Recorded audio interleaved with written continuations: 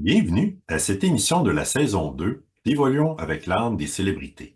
Je suis votre animateur Benoît Ménard, en compagnie de la médium multidisciplinaire Julie Leblanc. Coucou tout le monde, bonjour Benoît. Bonjour Julie. Bonjour chers auditeurs, auditrices. Merci d'être au rendez-vous et Ouais. un grand merci à l'équipe du groupe Focus qui contribue à chaque semaine à nos émissions. Oui, soyez bénis tout le monde, namasté. Donc, cette semaine, on fait un autre spécial Halloween. Oui, parce que dans la saison 1, on avait fait le tour de Harry Potter. Alors, c'est une émission qui est encore disponible si vous voulez aller voir qu'est-ce qu'on avait dit sur Emma Watson ou de Daniel Radcliffe et etc. On avait fait pas mal le tour de la saga, à l'exception de Voldemort. Je ne l'ai pas rentré là-dedans dans une de nos émissions, mais quand même, c'est disponible sur notre chaîne YouTube. Tout à fait. Euh, Moi, j'avais quelques retours, mais je voulais faire un petit retour en particulier euh, parce que vous aviez mentionné le lien de Rowan Atkinson entre sa vie présente et une vie antérieure. Puis c'était, si je ne m'abuse, c'est la première fois qu'il y a autant d'informations sur une âme à deux différentes époques. Oui, tout à fait, exactement. Puis il y a eu un travail d'évolution à faire au niveau de l'âme de Rouen parce que c'était quelque chose de caché. Et là, ça y a pris un moment pour pouvoir réussir à ouvrir cette là. Fait que c'est comme si on l'a poussé, comme nous, en l'ayant vu, en l'ayant soulevé, en l'ayant retracé finalement. Ben là, ça y a permis de cheminer pour accepter cette partie-là qui était encore secrète, probablement à sa conscience. Et l'âme a pu vider un tiroir en lien avec tout ce qu'il avait refoulé et accumulé de cette incarnation-là pour arriver à en être libéré. Alors, c'était comme notre première invité où on a eu le plaisir de pouvoir comme être capable de le relater au niveau de l'histoire. Et ben ça a servi son âme parce qu'elle a pu réussir à s'harmoniser là-dessus, mais l'âme a dû cheminer pour arriver à ouvrir cet espace-là qu'on avait comme provoqué en la soulevant. Mais en tout cas, je voulais te remercier pour tes recherches parce qu'on avait réussi à le trouver, tu sais, c'est génial. Oui, mais en tout cas, j'avais été chanceux. J'avais fait une recherche sur le roi de l'époque et son entourage, puis finalement, on a réussi à tomber sur la bonne personne, là. Ouais. Ah ouais. Fait que ça a été bénéfique et pu soulager les espaces de cette incarnation-là. Excellent. Est-ce que de ton côté, tu avais des retours à faire? Oui, je vais partir de la situation de Bradley Cooper et Lady Gaga. Hein? Je l'avais dit que quand on avait fait l'émission de William Shakespeare, bon, il me montrait l'espace de lumière où il allait puiser ses idées ou ses tournures de phrases, etc. Et je m'en étais approchée, puis ça a pris du temps, là, parce que comme je te dis, c'est un défi un peu trop à la hauteur. Donc, je voulais bien le faire et bien me préparer. Alors, lors du retour de la dernière émission, ben, justement, j'avais vu, je m'étais approchée et là, c'était comme une idée très claire qu'il y avait entre la différence entre la raison, les serments, les vœux, tu sais, je sais pas trop comment appeler cette partie-là, mais qui est plutôt dénudée d'amour et qui va avec des principes et versus l'autre où on y va avec le cœur, l'amour, et c'est de cette partie-là où on suit, dans le fond, l'âme, ce qu'elle veut nous amener pour générer plus de lumière. Fait que j'avais compris l'idée de cet espace-là au niveau de la conscience. Et là, j'ai comme compris que Bradley Cooper et Lady Gaga ont été pognés là-dedans aussi parce que tu as toute l'ouverture, l'âme, l'amour, la chimie, la compatibilité, la direction de l'âme qui était bien tracée et qui avait soulevé justement une incarnation, ce qui était beaucoup amoureux, versus qu'est-ce qui s'est passé dans la matière où ben, Bradley Cooper était comme coincé entre la femme qu'il avait et la fille qu'il avait versus l'attraction et le magnétisme et le potentiel chimique de l'âme qui poussait de l'autre côté. Et Bradley avait choisi comme plus la raison à ce niveau-là. Et ça a été fatal pour son couple parce que ben, sa femme le ressentait. Ça a eu même des liens sur sa fille qui ont été creusés au niveau de son nombril et qui auraient pu influencer le restant de l'incarnation au niveau de ses choix amoureux, etc. Et en fait, la relation de couple entre Bradley et sa mannequin russe, ben, ça avait comme canné d'une manière ou d'une autre, puis là, ils se sont séparés. Mais ils se sont séparés parce qu'il y avait un éléphant dans la pièce. C'est très difficile pour une âme d'avoir une attraction, une direction et de ne pas la suivre. Et même si tu te contrains à ne pas la suivre, ben ça a des répercussions parce que l'autre personne le sait, le ressent. Et là, elle constate ta bataille individuelle entre rester là dans ton couple ou là, quand tu es un magnétisme qui était attiré à aller dehors, parce que même si tu y vas pas, il y a une partie de toi qui est là pareil. Alors, je trouvais ça cool de voir comme leur histoire avait un fond shakespearien. Et là, pour terminer avec ça, c'est la fille qui s'est libérée ben, pas de Bradley Cooper, mais c'est la fille de Bradley Cooper qui s'est libérée à son nombril des trucs qu'elle avait comme absorbés de la relation de ses parents pendant que lui était coincé dans ce dilemme-là. Alors, on a pu libérer parce que l'âme de sa fille était prête. Et ben, j'en avais parlé aussi qu'il y a eu un travail sur la mère qui avait été fait lors de l'émission et par la suite de l'émission. Fait que là, deuxième étape du retour, je vous avais dit que j'allais m'approcher un petit peu plus pour voir si j'étais capable d'arriver à canaliser cet espace-là pour arriver à un message à la William Shakespeare. Écoute, je me suis amusée, mais j'ai pas grand-chose. J'ai un gros paragraphe, OK? Et je veux te lire. Je veux te lire parce que ben, c'est pas Julie qui écrit, là, OK? Ah, l'amour et la raison. Écoute bien, car au sein du royaume des mortels, la raison se dresse, pilier ferme et robuste, un phare à travers la tempête, clair en son sein, un guide pour naviguer dans le monde entier. Pourtant, l'amour, cet esprit capricieux, si libre, avec l'ardeur de la passion, défie souvent la raison, enflamme le cœur d'une extase fervente et élève l'âme vers le ciel azur.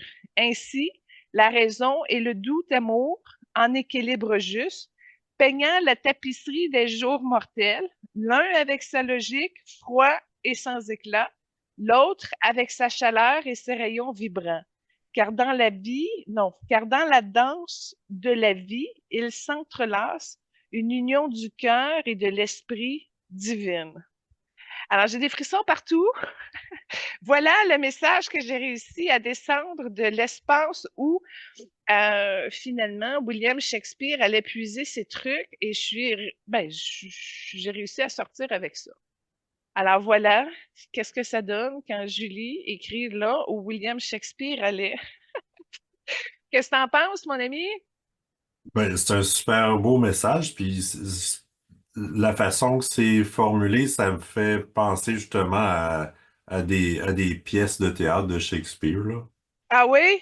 Ben, en tout cas, je vais te dire, ça a été une grosse mission. Il a fallu que je défractionne mon ego pour rentrer à aller vraiment cibler le juste de ben, pas de son esprit à William Shakespeare, mais de l'ensemble de la place où ce qu'elle est puisée. En tout cas, fait que je l'ai fait, ça a pris du temps, mais je suis arrivée.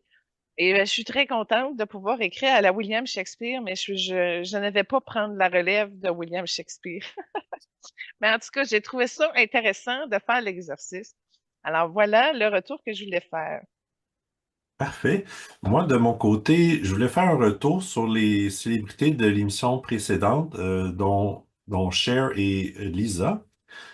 Pour Cher, personnellement, j'ai pas tellement. Ben, j'entendais ses chansons à la radio, mais personnellement, je les écoutais pas nécessairement. Puis en termes de film, il y a un seul film, je crois avoir vu d'elle, c'est le film Suspect avec Liam Neeson que j'avais bien aimé. Ah ouais? Bon. Par ailleurs, elle a joué avec Whoopi, puis à un certain moment, Cher, elle a eu un prix, puis Whoopi lui a rendu hommage. Puis elle a dit de Cher, elle marche au son de son propre tambour et elle est une one-woman band. Ouais. Ouais, ouais, ouais, ouais. C'est l'esprit de l'autonomie qui s'est manifesté jusqu'au bout de ses ongles. C'est ça qui est inspirant chez Cher.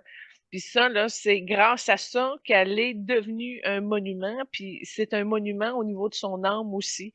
Parce que de la manière qu'elle est bien installée là-dessus, elle a fait preuve de courage et de souplesse tout le long de son incarnation pour foncer puis défoncer les murs.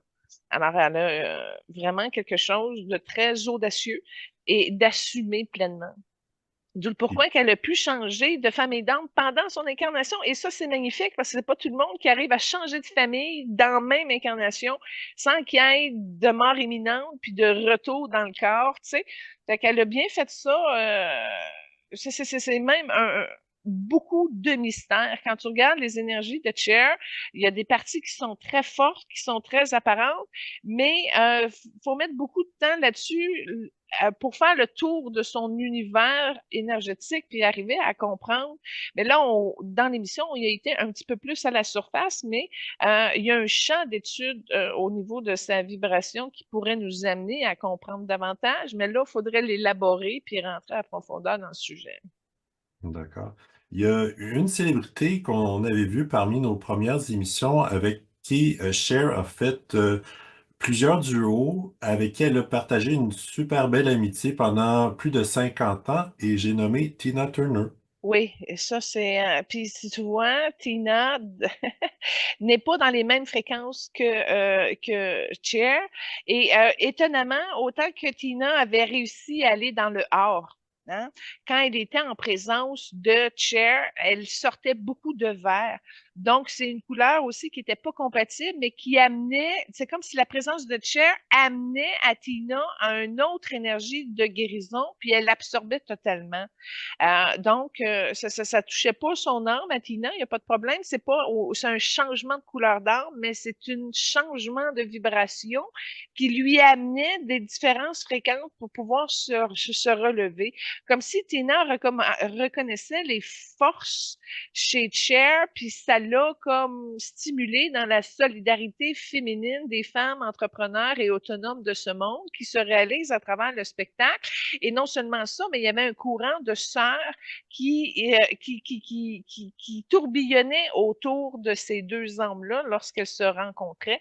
Et ça amenait vraiment beaucoup de puissance à Tina Turner dans l'énergie du verre. Donc, c'est comme si Cher a été un pilier pour que Tina puisse apporter de la guérison à certains de ces espaces liés à l'enfance, précisément. Et parce que là, ben, Tina a été bousculée dans son jeune temps. Et puis, ben là, c'est comme si Cher apportait, grâce à son autonomie, euh, une énergie qui complémentait finalement l'évolution de plusieurs femmes de ce genre.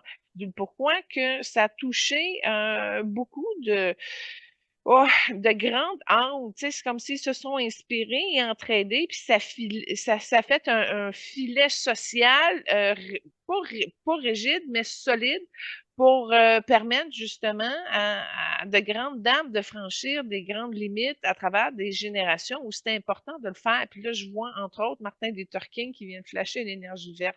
Fait que ça a joué sur beaucoup de gens, cette influence-là, de femmes solidaires, solides et qui s'assument dans l'audace de qui ils sont, puis y aller extraordinairement. Puis je fais juste parler de ça, Tina Turner vient de se dégager quelque chose à son chakra de la gorge.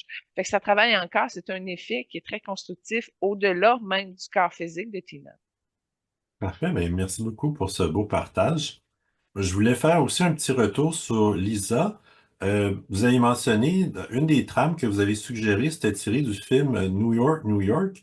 Elle a joué avec Barbara Streisand dans ce film-là.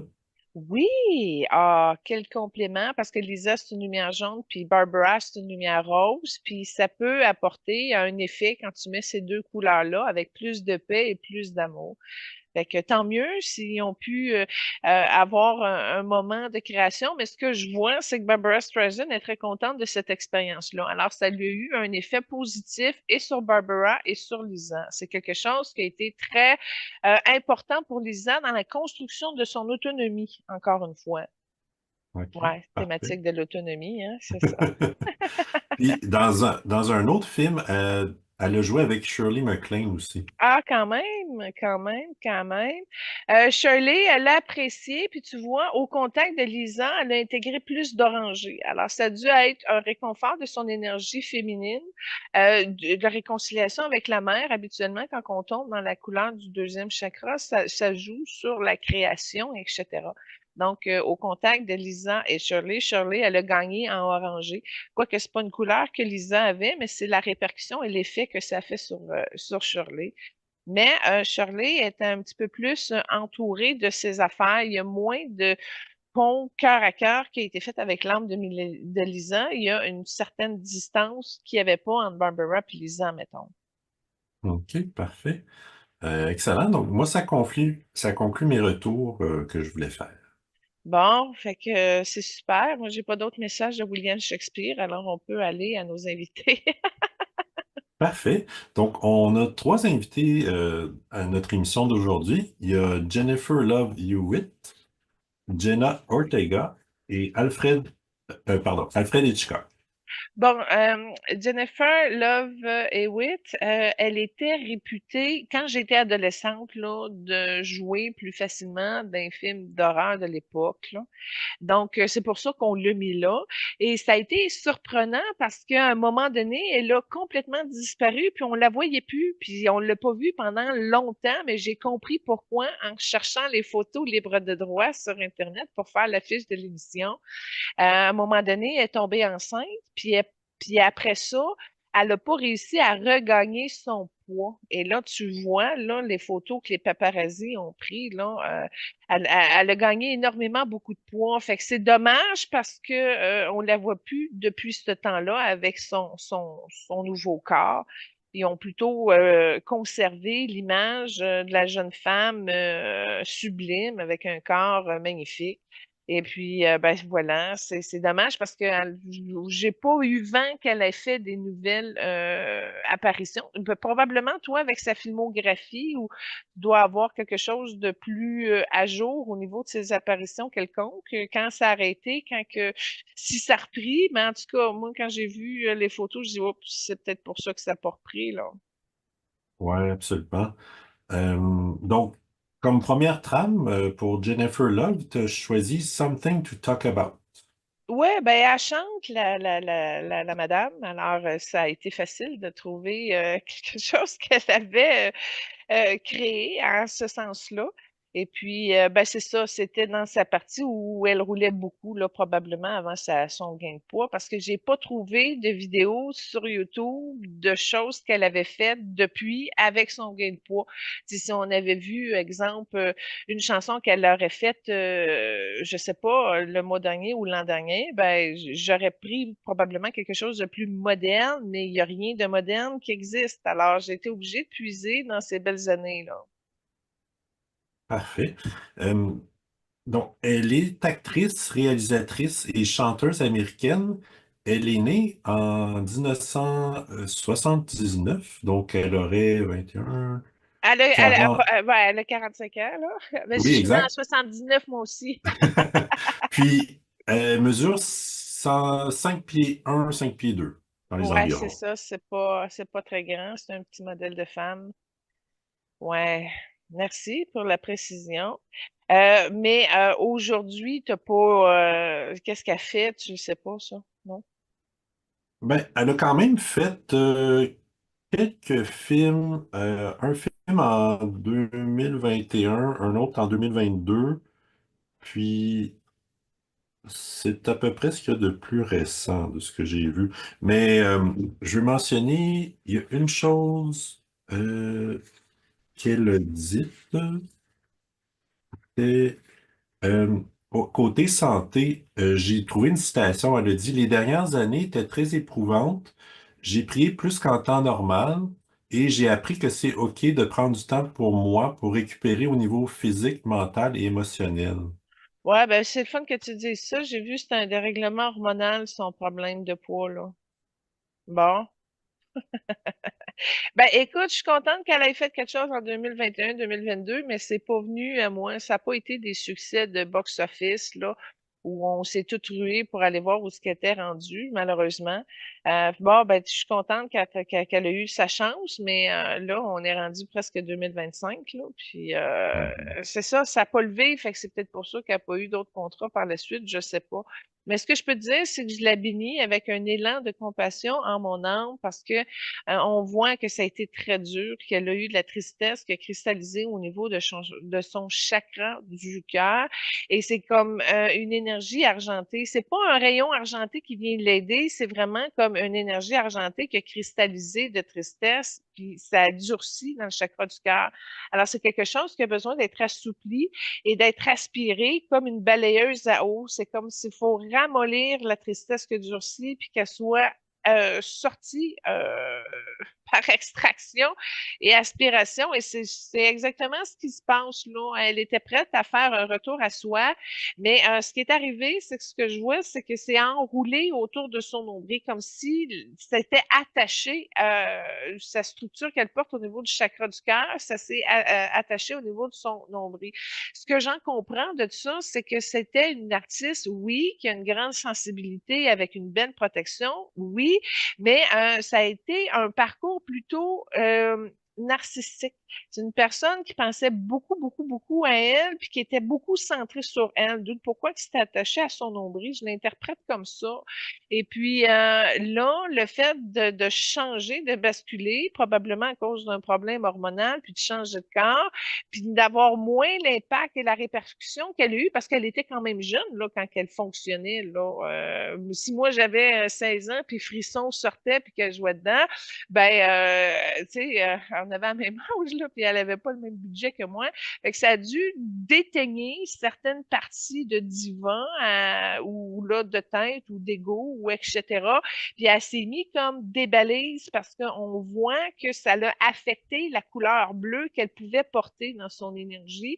Et ça a été comme très tranché, comme s'il y avait des miroirs invisibles là, qui bloquaient son bleu à ce niveau-là. Donc, ça n'a pas été une personne qui a été avec l'intelligence du cœur. Pourquoi? Parce que son jaune n'était pas assez fort, ça, première affaire.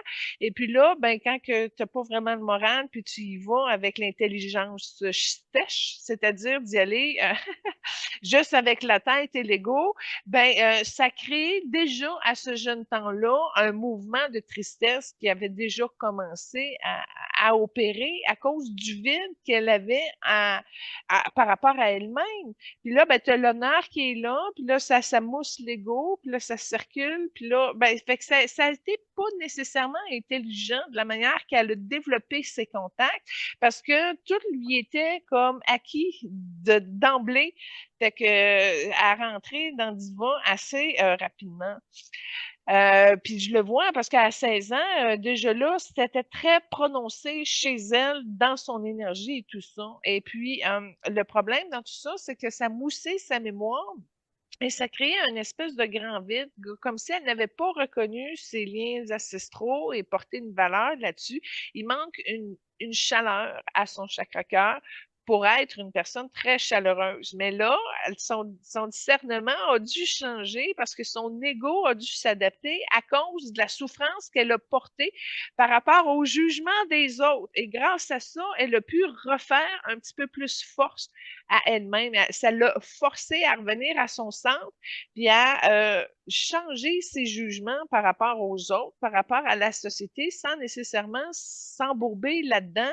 Et là, c'est comme une fonction de l'autonomie qui a dû comme lui permettre d'accéder un petit peu plus rapidement à l'intelligence du cœur qui lui a amené une force. Et aujourd'hui, elle l'a un petit peu mieux combinée, mais elle n'est pas bien enracinée. Donc, c'est pas bien ancré en elle avec la Terre et avec sa mission de vie. Donc, son projet à elle, ce que je vois là en ce moment, elle cherche encore un peu, mais avec un arrière-fond de peur. Donc, elle est encore en crise d'identité et ça fait encore en sorte que son bleu, que son jaune sont pognés dans les angles de miroir qui ont de la misère à la ramener au reflet de qui elle est. OK. Je viens de réaliser quelque chose. Elle a eu plusieurs relations, généralement qui duraient un an. Les relations s'enchaînaient.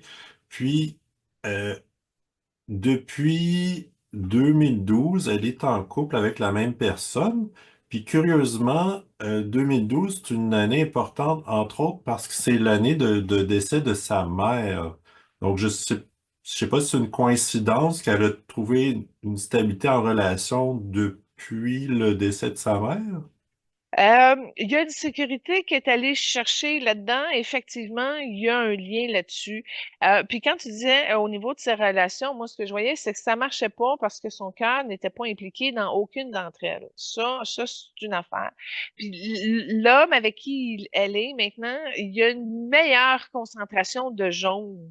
Fait que, il y a un apport sécuritaire, ben, qui l'amène à se sentir en sécurité. Puis et c'est surtout le réconfort lorsqu'elle ne file pas. Donc, il y a vraiment c'est de la sécurité qui est là pour venir combler, dans le fond, ce que son ego a eu comme faiblesse par rapport à la popularité d'antan. Fait qu'il y a un tranchement là. Puis elle est là parce qu'il a su l'aimer de façon inconditionnelle, puis c'est sûr qu'il la sécurise. Fait que même si elle a grossi, il est resté là pour l'aimer, elle. Fait qu'elle a eu la chance d'avoir un prince charmant, c'est aussi simple que ça.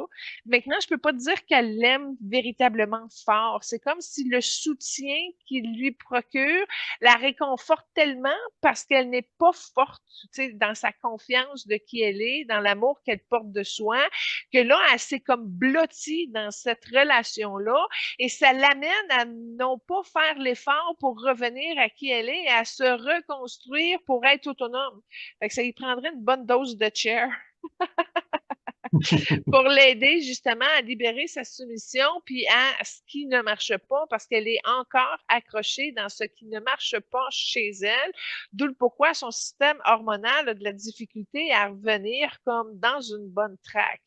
Mais si on regarde son potentiel, elle est beaucoup plus consciente de ce qui se passe aujourd'hui qu'elle était dans son jeune temps à cause de son caractère de diva un peu. Mais par exemple, OK, sa soumission l'amène à être très gentille. Et ça, la gentillesse, une chance qu'elle a ce don-là parce que ça lui permet de générer un petit peu plus de rose. Donc, même si se protégeait puis elle n'entrait pas en contact avec beaucoup de gens, elle a toujours eu la gentillesse pour comme faire éclater sa beauté, puis tu sais l'apparence a toujours été soutenue, puis les gens qui l'ont connue, bien que la première vague du contact qu'elle avait, c'est que, mon Dieu, elle est gentille, mais elle ne veut pas s'ouvrir, elle ne veut pas rentrer en intérêt par rapport à qui tu es. Tu sais, tu comprends-tu? Il y a une gentillesse globale qui l'a sauvé beaucoup, mais qui est pas forcément rentrée dans des éclats profonds. Puis si je regarde son niveau de gentillesse aujourd'hui, il est encore là. C'est encore une personne très gentille, mais qui ne s'est pas reconnue, qui ne s'est pas ouverte, puis qui ne s'est pas réalisée. Elle est encore en propre combat avec ses énergies à elle. OK, Ça prend de la d'accord. maturité encore, je vais te dire, là, pour implanter un arbre solide. Puis, son âme s'en va dans cette direction-là, fait qu'elle va encore se transformer avec le temps. Et si je regarde dans 20, 25 ans plus tard, son bleu va être mieux. Fait que, elle va y arriver à gagner. Au niveau de son arbre de vie, c'est là que ça joue sur son âme pour être capable de redresser la partie. C'est dans son côté de son énergie féminine, en passant, là, qui a eu sûrement des complications à cause de la quantité de tristesse qu'elle portait. Mais il y a une belle évolution qui se mesure dans son âme parce que dans 20, 25 ans, elle va avoir plus de rose, plus de jaune, plus de bleu, puis elle va avoir réussi à revenir à une force qu'elle possédait en elle qu'elle n'avait pas saisie encore. Fait qu'elle a quand même des bonnes assises pour son évolution à venir. Puis, elle va être dans une meilleure situation, dans une meilleure condition dans la soixantaine. Puis, elle a encore des choses à nous livrer. Fait que c'est pas quelqu'un qui va disparaître totalement, même s'il y a eu des grands trous dans sa carrière, là, il y a quand même une force qui va venir du repos. Effectivement, le repos, elle a compris que c'est une dose pour elle pour revenir à qui elle est. Fait que, elle va y arriver. Elle va avoir la maturité de placer tout ça d'ici les 20, 25 prochaines années. D'accord, parfait. Sa mère était orthophoniste. son père, technicien en médecine, puis elle a aussi un frère. Intéressant. Belle dynamique de famille. C'est pas quelqu'un qui en veut à sa famille. Ça n'a pas été compliqué. Elle a un beau sourire par rapport à son ensemble familial. Fait que, elle a eu la chance d'avoir ça. Son frère est un petit peu plus dans l'ego, puis il l'a brassé un peu dans son sentiment de compétition. Fait que déjà là, elle s'est dénaturée dans son énergie féminine, tu sais, pour rentrer un petit peu plus dans son masculin. Puis c'est peut-être aussi ce qui a apporté des complications dans son adolescence puis dans son début de jeune femme, là, d'y aller un petit peu trop à la masculine. Donc l'ego a compensé beaucoup. Puis en même temps, quand tu regardes son énergie féminine, ben, il y a des peurs là-dedans. Elle se sent très seule. Elle est isolée aussi. Fait que c'est ça le problème de Jennifer Love Hewitt, c'est qu'elle n'a pas réussi à l'équilibre de son énergie yin-yang. Et là, ben, en se déconnectant de sa partie féminine qui a plus peur, qui est plus dans la tristesse, ben, elle est rentrée plus dans la rigidité, puis là, ben, son ego a embarqué, puis là, ça crée quelques défragmentations. On le voit au niveau de son troisième œil, son diamant, il est comme cassé justement parce qu'elle est passée dans une table trop analytique, trop de jugement, trop de calculs. C'était trop cérébral. Hein. C'est là qu'elle a manqué, là, parce que elle aurait pu bien connecter avec son âme puis suivre son parcours de mission de vie, mais son pied droit, il était pas bien ancré, puis il y a même une fissure à sa cheville droite. Fait que, elle rentrait comme plus dans la compétition de l'ego stimulé par le masculin. Là. Ça a été ben, un choix qu'elle a fait, mais ça y a coûté en conséquence, entre autres au niveau du dérèglement de son système hormonal, qui aurait été peut-être plus facilement, moins difficile si elle avait eu une belle ouverture au niveau de réception par rapport à son énergie féminine. Ça aurait aidé à régler son système hormonal qui a créé tant de problèmes. OK, d'accord. Elle était extrêmement précoce dans le développement de sa créativité dans les arts. Très jeune, elle chantait, elle jouait de la claquette, elle dansait, faisait du théâtre. Puis j'ai vu à 3 ans, elle a chanté la chanson The Greatest Love of All. Puis j'ai fouillé un peu à savoir quelle était l'origine de la chanson. Puis c'était en fait une chanson euh, pour Mohamed Ali. Ah oui? Oui, c'est pour un film biographique de Mohamed Ali. Donc je trouvais ça intéressant. Évidemment, ça a été repris par Whitney Houston, là, mais Ouais, ben Mohamed Ali, pour ceux qui viennent d'arriver dans l'émission, on l'a fait avec Will Smith l'année passée. Alors, c'est une émission qui est accessible sur la chaîne YouTube. Vous pouvez aller l'écouter. Mais Benoît est spécialiste de faire des liens entre les invités qu'on a déjà vus dans les émissions précédentes avec celles qu'on voit aujourd'hui, dont entre autres, pourquoi qui est ressorti avec Whoopi Goldberg. Tantôt, c'est une émission qu'on avait faite avec Queen Latifah l'année passée aussi. Alors, c'est intéressant. Mohamed Ali, je vais t'avouer, ça n'a pas trop percuté parce que c'est une énergie jaune et rouge, Mohamed Ali. Je crois qu'il a été au courant qu'il y a eu un hommage qui lui a été fait, mais pas suffisamment pour qu'il devienne un guide à Jennifer Love Hewitt, excusez. Mais ce qu'il me dit là, c'est que si elle a besoin, ils vont être là pour elle. Mais c'est une énergie jaune et rouge qui est trop masculine. Fait que c'est pas un guide. Elle devrait se reposer avec d'autres guides plus féminins, plus souples, avec justement des couleurs qui lui conviennent mieux, le bleu, le jaune, le rose. Alors, elle a besoin d'aller là-dessus. Mais ce que je vois au niveau de son troisième œil, c'est que là, elle a emmagasiné plusieurs énergies sombres. C'est sûr, quand tu t'en vas jouer dans des films d'horreur, puis là, on va le voir parce que avec notre invité qu'on va voir à la fin de l'émission, Alfred Hitchcock, là, tu trouves des canaux dans des parallèles bizarres, puis ça aussi, tu restes pogné avec. Ce qui a défragmenté son cristal en troisième œil, parce que j'en ai parlé tantôt, je reviens, c'est qu'elle a emmagasiné plusieurs portes qu'elle n'aurait pas dû ouvrir.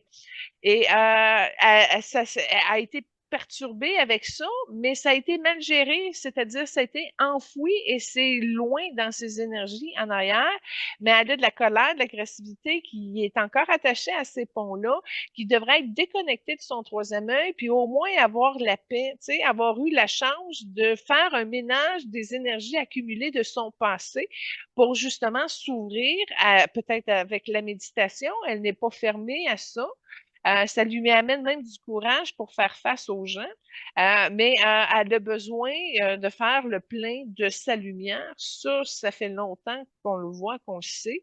Puis là, tu vois, elle a une énergie un petit peu plus autonome dans son jaune parce qu'en identifiant son besoin de faire le plein de lumière, il y a quelque chose qui est activé dans son âme, puis probablement va venir avec dans la matière, mais ce qu'elle m'a répondu dans la matière, c'est que elle est, ben, pas physiquement, mais ce qu'elle vient de me dire, c'est qu'elle a un entraîneur qui surveille ce qu'elle mange, puis qui l'amène à faire un peu de yoga. Fait qu'elle a comme commencé le chemin.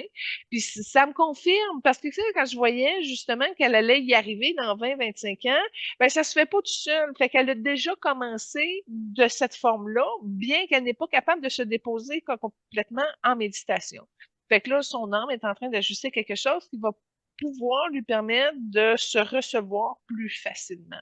Mais en tout cas, ça continue à déconnecter des parties qui avaient justement énergétiquement, qui ne répondent plus à ces aspirations d'évolution de l'âme, si on peut dire. Puis il y a un ménage qui se fait. Fait que c'est ça qui est le fun avec Jennifer, c'est qu'elle est quand même prête à bouger en son âme, en son énergie. Et puis, ben, c'est un honneur pour nous de vous partager ça et de l'accompagner là-dedans. Pendant environ 5 ans, elle a joué dans une série appelée Ghost Whisperer, dans laquelle elle avait le don de communiquer avec les morts pour transmettre les messages de leurs proches aux gens qui étaient toujours dans la matière. Puis je me posais la question, avec cette expérience-là, est-ce que ça jouait au niveau de sa spiritualité? Bon, en passant, elle a le don de la télépathie. Ça fait partie des forces qu'elle a avec son bleu, qu'elle a sublimé un peu, si on peut dire. Mais son don, il est encore très haut. Il n'est pas descendu dans la matière, dans son corps physique, puis c'est bloqué au niveau de son troisième œil qui fait une espèce de boule entre ses aptitudes psychiques et ses capacités. Elle aurait voulu, elle aurait eu hâte de pouvoir fonctionner comme ça, mais ça s'en va dans ses aptitudes qu'elle va réussir dans plus de vies futures. Donc, sa troisième prochaine vie, elle va être capable que ça soit pas de la fiction, mais d'y arriver par elle-même. Fait que ça, c'est très intéressant comme instrumentalisation de ses dons, si on peut dire, si on peut les mesurer. Donc, elle va être capable de le faire, mais il faut qu'elle passe 2 prochaines incarnations pour arriver à avoir ce don-là lors de la troisième future. Ce qui est important aussi de comprendre, c'est que il y a des énergies là-dedans qui n'ont pas juste rehaussé ses aptitudes divinatoires, mais que, au contraire, elle a encore l'impression qu'elle est hantée. OK? Puis c'est ça qui se passe.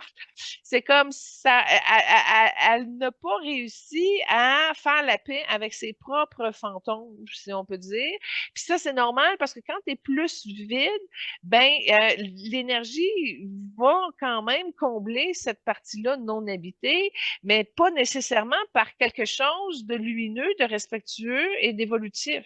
Fait que, il y a quand même des portes qu'elle a ouvertes, pas aussi graves que Heath Ledger, si on vient à cette émission-là, mais qui a réussi quand même à se déshabiter de ces espaces-là qui la hantent encore aujourd'hui. Alors, ça y prendrait beaucoup d'animaux guides, dans le verre surtout, pour arriver à rehausser toute cette partie-là. Malheureusement, je pourrais l'accompagner là-dedans, mais ça a l'air que c'est pas de même que ça marche dans la vie quand tu es une vedette puis que tu habites loin de moi. Mais ce que je peux faire, par exemple, c'est de lui mettre un chaman. C'est un allié de femme bison blanc, mais un homme qui va se mettre comme à côté d'elle, en arrière, sur sa gauche, pour venir comme ramener l'espèce de stabilité dans son énergie féminine qu'elle a besoin pour entreprendre ce cheminement-là.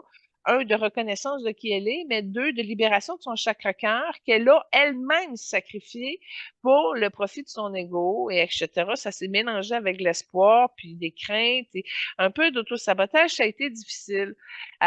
Puis encore là, ce que je vois en lien avec sa mère, c'est qu'elle avait à manger aussi beaucoup ses émotions par en arrière, comme une manière de gérer son stress inconscient, ou essayer de combler le vide qu'elle avait aussi avec un petit peu plus de, ben, il y a du ressentiment là-dedans, mais c'est pas la nourriture qui pouvait combler ce trou-là. C'est définitivement plus sa présence. OK, parfait. Je vais présenter sa deuxième trame que tu as choisie, c'est I'm Gonna Love You. Ouais, ben ça vient de sa réalisation, effectivement. Mais je vais t'avouer, Benoît, ça fait longtemps que j'ai pas fait. J'ai pas, ça fait longtemps que j'ai fait les trames sonores parce j'ai été prête, là. Mais là, tu me dis ça, puis c'est pas quelque chose qui me revient, là. Je sais pas c'est quoi. OK, bon, pas de Mais toi, problème. tu l'as écouté récemment, peut-être, mieux de le présenter? Euh, ben moi-même, ça fait un petit bout de temps que j'ai préparé l'émission, donc Ben, c'est malheureusement, j'ai pas les détails, mais Ben, c'est un petit peu ça, OK? Ce qui se passe, c'est représentatif. Ce qu'elle livre n'arrive plus nécessairement à nous rejoindre puis à percoler. C'est malheureusement la faiblesse de sa présence d'âme qui génère ce type d'énergie-là. Puis regarde, même si j'ai pris le temps de le faire, même si ça fait quelques semaines, ça n'a pas percolé, ça me reste pas. Fait que c'est triste, mais ça vient d'une énergie d'abandon qui est là depuis l'adolescence, qui aurait pu être rehaussée par sa lumière jaune. Et puis, ça aurait eu un magnétisme un petit peu plus fort, plus attractif, tu sais, plus attractif. Elle l'a eu, elle l'a perdu, elle l'a pas maintenu. Puis là, aujourd'hui, c'est difficile à ramener. elle a joué dans plusieurs films au cinéma, à la télé. Elle a sorti 5 albums de musique. Elle a joué dans des clubs musicaux. Elle a écrit un livre sur les relations amoureuses, puis elle est créatrice d'une BD. Quand même, hein, au moins, elle a pu se réaliser. C'est très bien, avec de nombreux projets comme ça. Ouais. Sa fortune est à 22 millions. Ben, c'est pas pire parce que c'est des millions qui se sont faits dans le temps où l'argent valait moins qu'aujourd'hui, là. 22 millions, mais quand que ton apogée a été fait dans ton adolescence puis dans ta début de vingtaine. Puis tu vois, au niveau ces 5 CD, moi, je sais pas que j'écoute la radio tout le temps, mais j'ai pas eu vent qu'il y a eu un tube qui a percé et qui nous a rejoints. Moi, j'ai pas souvenir d'avoir un animateur qui disait, Hey, c'est Jennifer Love Hewitt qui fait cette chanson-là, un grand succès de l'heure. Fait qu'il y a comme quelque chose qui a pas levé au niveau de son chant, de son côté artiste aussi, là, comme exemple, la claquette, et etc. Il y a quelque chose qui a comme qui a pas percolé. Puis c'est ce que j'essayais d'expliquer tantôt.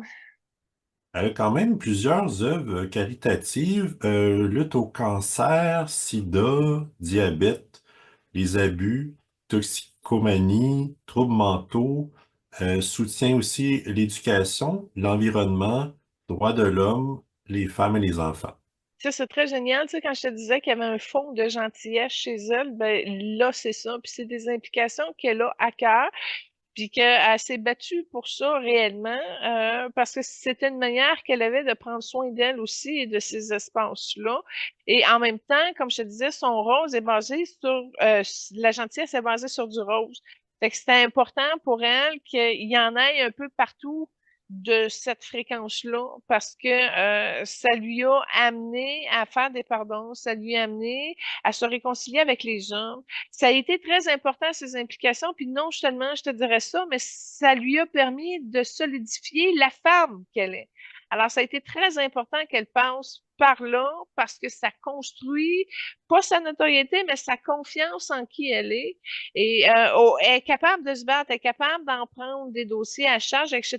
Puis en passant, elle avait le don de la justice, dans le sens qu'elle aurait pu être une excellente avocate, puis je lui suggérais ça pour son évolution, de se ramener dans un film où elle est avocate. Donc, ça mettrait pas l'enfance sur son physique. On pourrait l'aimer pour qui elle est, où elle est rendue maintenant.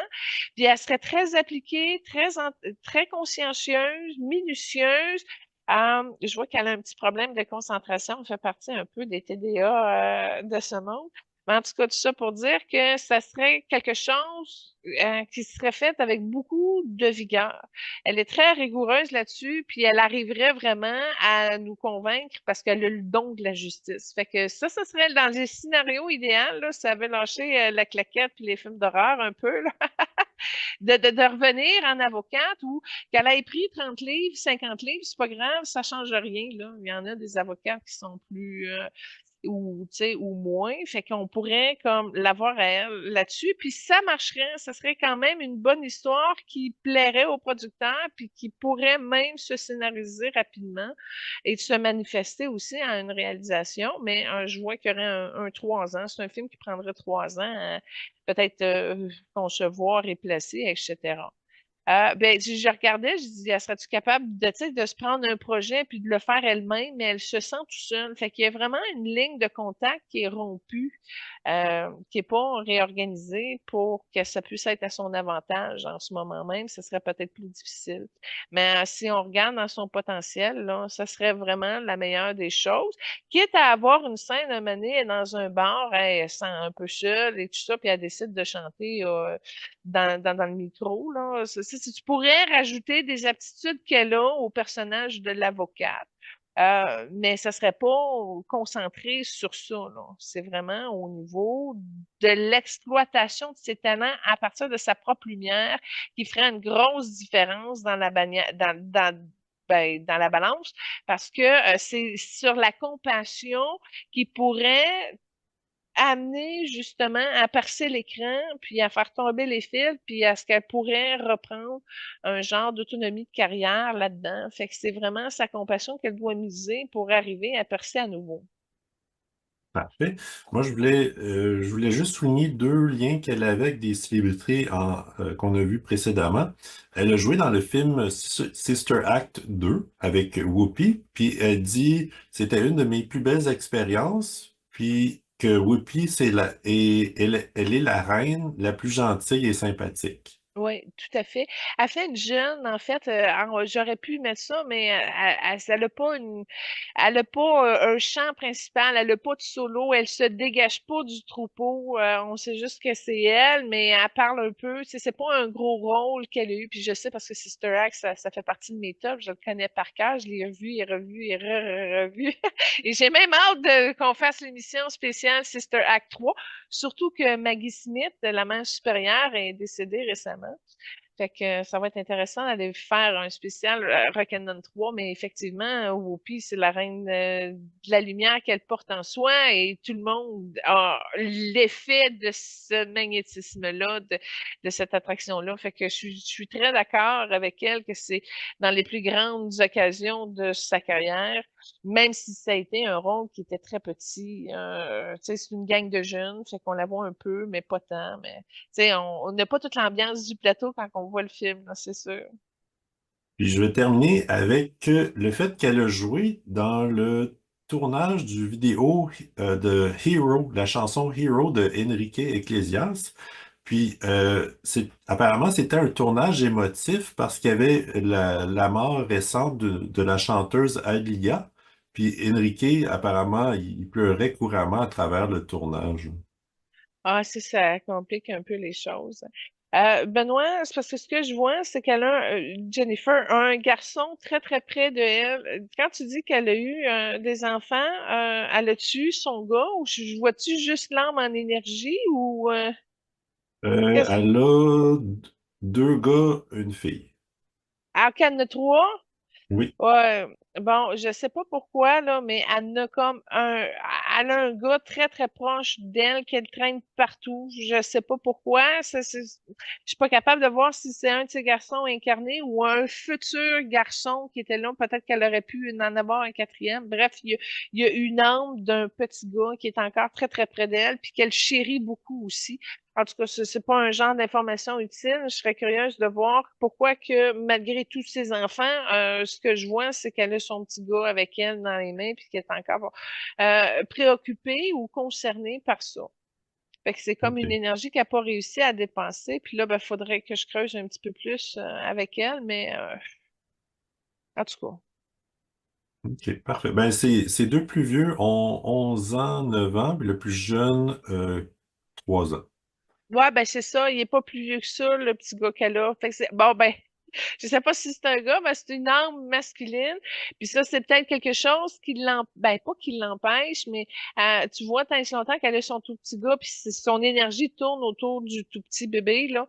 Il y a peut-être pour ça qu'elle est pas disponible pour d'autres choses. Son énergie est là-dessus, advienne que pourra. Fait que C'est vraiment ça qui est là maintenant. Fait que c'est pas ses enfants plus vieux, son chum, ça, c'est sa carrière ou quoi que ce soit. Son attention est là-dessus.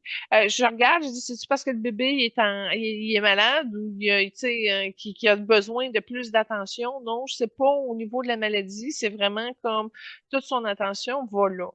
Fait que c'est pas à cause que ça demande plus de soins parce que c'est problématique ou compliqué ou quoi que ce soit, là. Mais là, c'est sûr que quand t'es mère puis t'as une osmose avec une âme bébé ou jeune, très jeune comme ça prend beaucoup de détachement pour dire, OK, je vais poursuivre avec d'autres choses. Fait que moi, je suggère de prendre le temps, tu sais, à 22 millions, c'est pas super beaucoup, mais en même temps, elle est capable de pouvoir bien vivre le restant de sa vie avec l'argent qu'elle a fait quand elle était jeune, si elle fait attention à ses dépenses, tu sais. Fait que c'est ça. Fait qu'elle prend le temps en ce moment, elle est avec son garçon, puis c'est là qu'elle est. Fait que il y a peut-être pas d'autres choses qui vont bouger tant et si longtemps qu'elle ne changera pas le positionnement avec son jeune qu'elle a là, encore très près d'elle, là, dans ses bras même. Parfait. Mais moi, ça conclut ce que j'avais sur Jennifer. Alors, on va terminer sur elle avec une bénédiction, qu'elle puisse se retrouver et être qui elle est, qu'elle soit libre de toute contrainte énergétique qui apaise, entre autres, ses chakras. Ça se transforme pas vite, mais quand même, il y a un petit effet d'amélioration que son âme a syntonisé. Fait que on va lui souhaiter le progrès de rejoindre son plein potentiel d'évolution et qu'elle puisse devenir une femme de cœur entier. Entièrement, un cœur entier, un cœur pleinement fonctionnel, puis elle va revenir dans une force redoutable.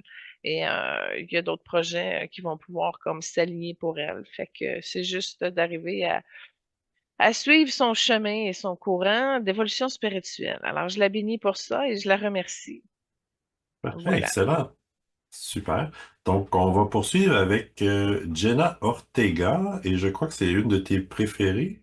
Ben, en fait, c'est comme la relève un peu des nouvelles têtes d'affiche là au niveau des films d'horreur. Puis moi, c'est vraiment une sphère que je consomme pas vraiment en passant. Les films d'horreur, j'en ai pas vu, là, à part le premier Chucky quand j'avais 12 ans, puis j'ai compris que les films d'horreur, c'était pas pour moi. Fait que je les ai pas suivis comme tels, les films d'horreur. Fait que même ceux que Jennifer a fait, je les ai pas vus. Mais là, ce qui est arrivé, c'est que Jenna Ortega a sorti, ben pas elle, mais Netflix ont sorti une série de 8 épisodes, c'est pas long, de Mercredi Adams. Puis ma fille est arrivée, elle écoutait ça, puis là, ça percolait. Fait que finalement, je l'ai écouté une fois, puis je l'ai réécouté 2 fois, puis j'ai bien aimé ça. Ben, c'est parce que le personnage de Mercredi a des dons de la vision, grâce entre autres à l'obsidienne, la roche noire. Bon, fait que là, j'ai trouvé ça intense parce que là, une jeune femme tu sais, qui poignarde quelqu'un puis qui montre comment le poignarder, tu sais, j'ai trouvé ça trop élevé pour des adolescents, je vais t'avouer. Puis j'ai travaillé là-dessus pour essayer de libérer le plus possible et que ça ne s'enregistre pas dans mon inconscient. Fait que j'écoutais ça avec la sagesse de réparer ce que j'avais écouté, mais c'est pas trop hard, là, tu sais. Ça reste quand même une belle histoire de Mercredi Adams. Fait que, mais j'ai beaucoup accroché sur la trame sonore de cette série-là parce que j'adore le violoncelle. C'est vraiment un don que j'ai pas développé, mais que j'ai beaucoup. Et puis, ben, mercredi, je joue du violon, fait que le violoncelle, fait que c'est intéressant. Alors, c'est pour ça que là, j'étais bien contente de la faire et que là, de vous présenter ces belles pièces de violoncelle. Entre autres, ils ont repris du Metallica, que j'écoutais beaucoup quand j'étais adolescente. J'aimais bien Metallica. Ils ont repris une tune de Metallica, qu'ils ont fait en violoncelle. Écoute, moi, j'ai vraiment adoré la trame sonore. Parfait. Donc, la première trame, c'était justement tiré de la série Mercredi, puis c'était une scène de danse. Ah, ben là, oui, merci du rappel. Ben, tu sais, les gothiques, c'est un petit peu le monde des gothiques qui est dépeint dans Mercredi Adam, là. Qu'on voit des gothiques danser, c'est spécial parce que, ben, premièrement, on pense pas que c'est des modèles qui dansent, quoique il faudrait aller voir auprès de Dracula qu'est-ce qu'il y en est, là. Mais là, c'est ça, c'est le bout où là, elle est à contre-cœur, obligée d'aller dans un bal. de finissant ou de thématique quelconque avec d'autres étudiants de son école. Et puis là, elle décide de s'assumer en dansant. Fait là, j'ai trouvé ça tellement trop drôle. Fait que je vous présente une danse de gothique. Ça vaut la peine de voir parce que c'est particulier d'arriver à faire ça aussi sérieusement parce que, en tout cas, moi, ça me fait rire beaucoup. Parfait. Donc, c'est une actrice américaine, quand même encore très jeune, 22 ans, puis elle mesure 5 pieds 1. Ouais, c'est un tout petit modèle, ça tu le vois, mais le personnage de Mercredi Adam, là, est tout petite, toute. Ouais, en passant, si on regarde au niveau de l'âme de Madame Ortega, là, elle est dans le jaune, mais c'est un jaune qui est abrié par du noir. Fait que c'est pas, j'arrive pas à distinguer, c'est pas un noir diabolique, mais c'est un noir qui est quand même assez lourd et qui contraint un petit peu le jaune qu'elle porte. Puis elle a une force quand même parce que le jaune qu'elle a, il est pas généralisé, mais on voit peut-être un quart de son énergie où le jaune est très présent, le restant, c'est entouré de noir. Et le pourquoi qu'elle a un jaune aussi fort, c'est qu'elle a été dans d'autres incarnations une très grande fervente. Elle a beaucoup prié Maître Jésus et c'est un guide qui encore aujourd'hui est là pour la calmer à cause de la grande relation qu'ils ont eue de diverses incarnations où elle a beaucoup prié, où elle était très proche de lui.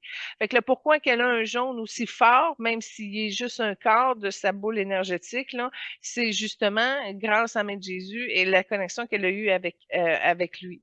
Le noir qui est là, j'arrive pas, c'est pas un noir diabolique parce que, en tout cas, c'est bien caché, j'arrive pas à voir c'est du noir, mais en même temps, c'est pas un noir protecteur comme Mario Lemieux, exemple, qu'on avait identifié.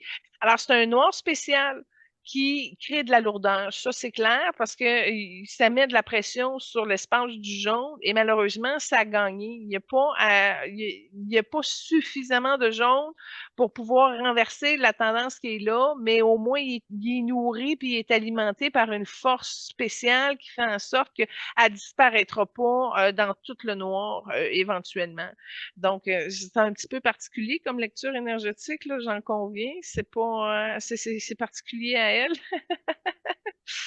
Mais c'est ça, c'est quelque chose de particulier. Je regarde ça, là, puis je suis pas capable de dire c'est négatif ou positif, mais je regarde ça, puis moi, ça m'insécuriserait. Avoir une énergie comme ça, là, où tu as trois quarts de pression de noir qui te met dessus, là, ça pèse sur le courage, puis à un moment donné, elle doit rager d'une manière ou d'une autre parce que ça émet une pression constante, même si elle sait pas c'est quoi, mais elle sait pas comment. Fait que je vois que elle se réveille abruptement, c'est comme ça, quand elle dort, là, des fois, elle a des sursauts, pas des cauchemars, mais elle revient comme de parallèle, au contraire, où le noir force beaucoup, fait que ça la perturbe. Tu vois qu'elle n'est pas dans une énergie de sérénité là-dessus. Par contre, elle écoute beaucoup, puis c'est ce qui adoucit son jaune. Fait que c'est une personne qui a une oreille pour s'adapter. Elle change souvent son énergie, puis ça, barème, elle doit être très le fun à travailler avec, puis à diriger, puis à coordonner parce qu'elle écoute.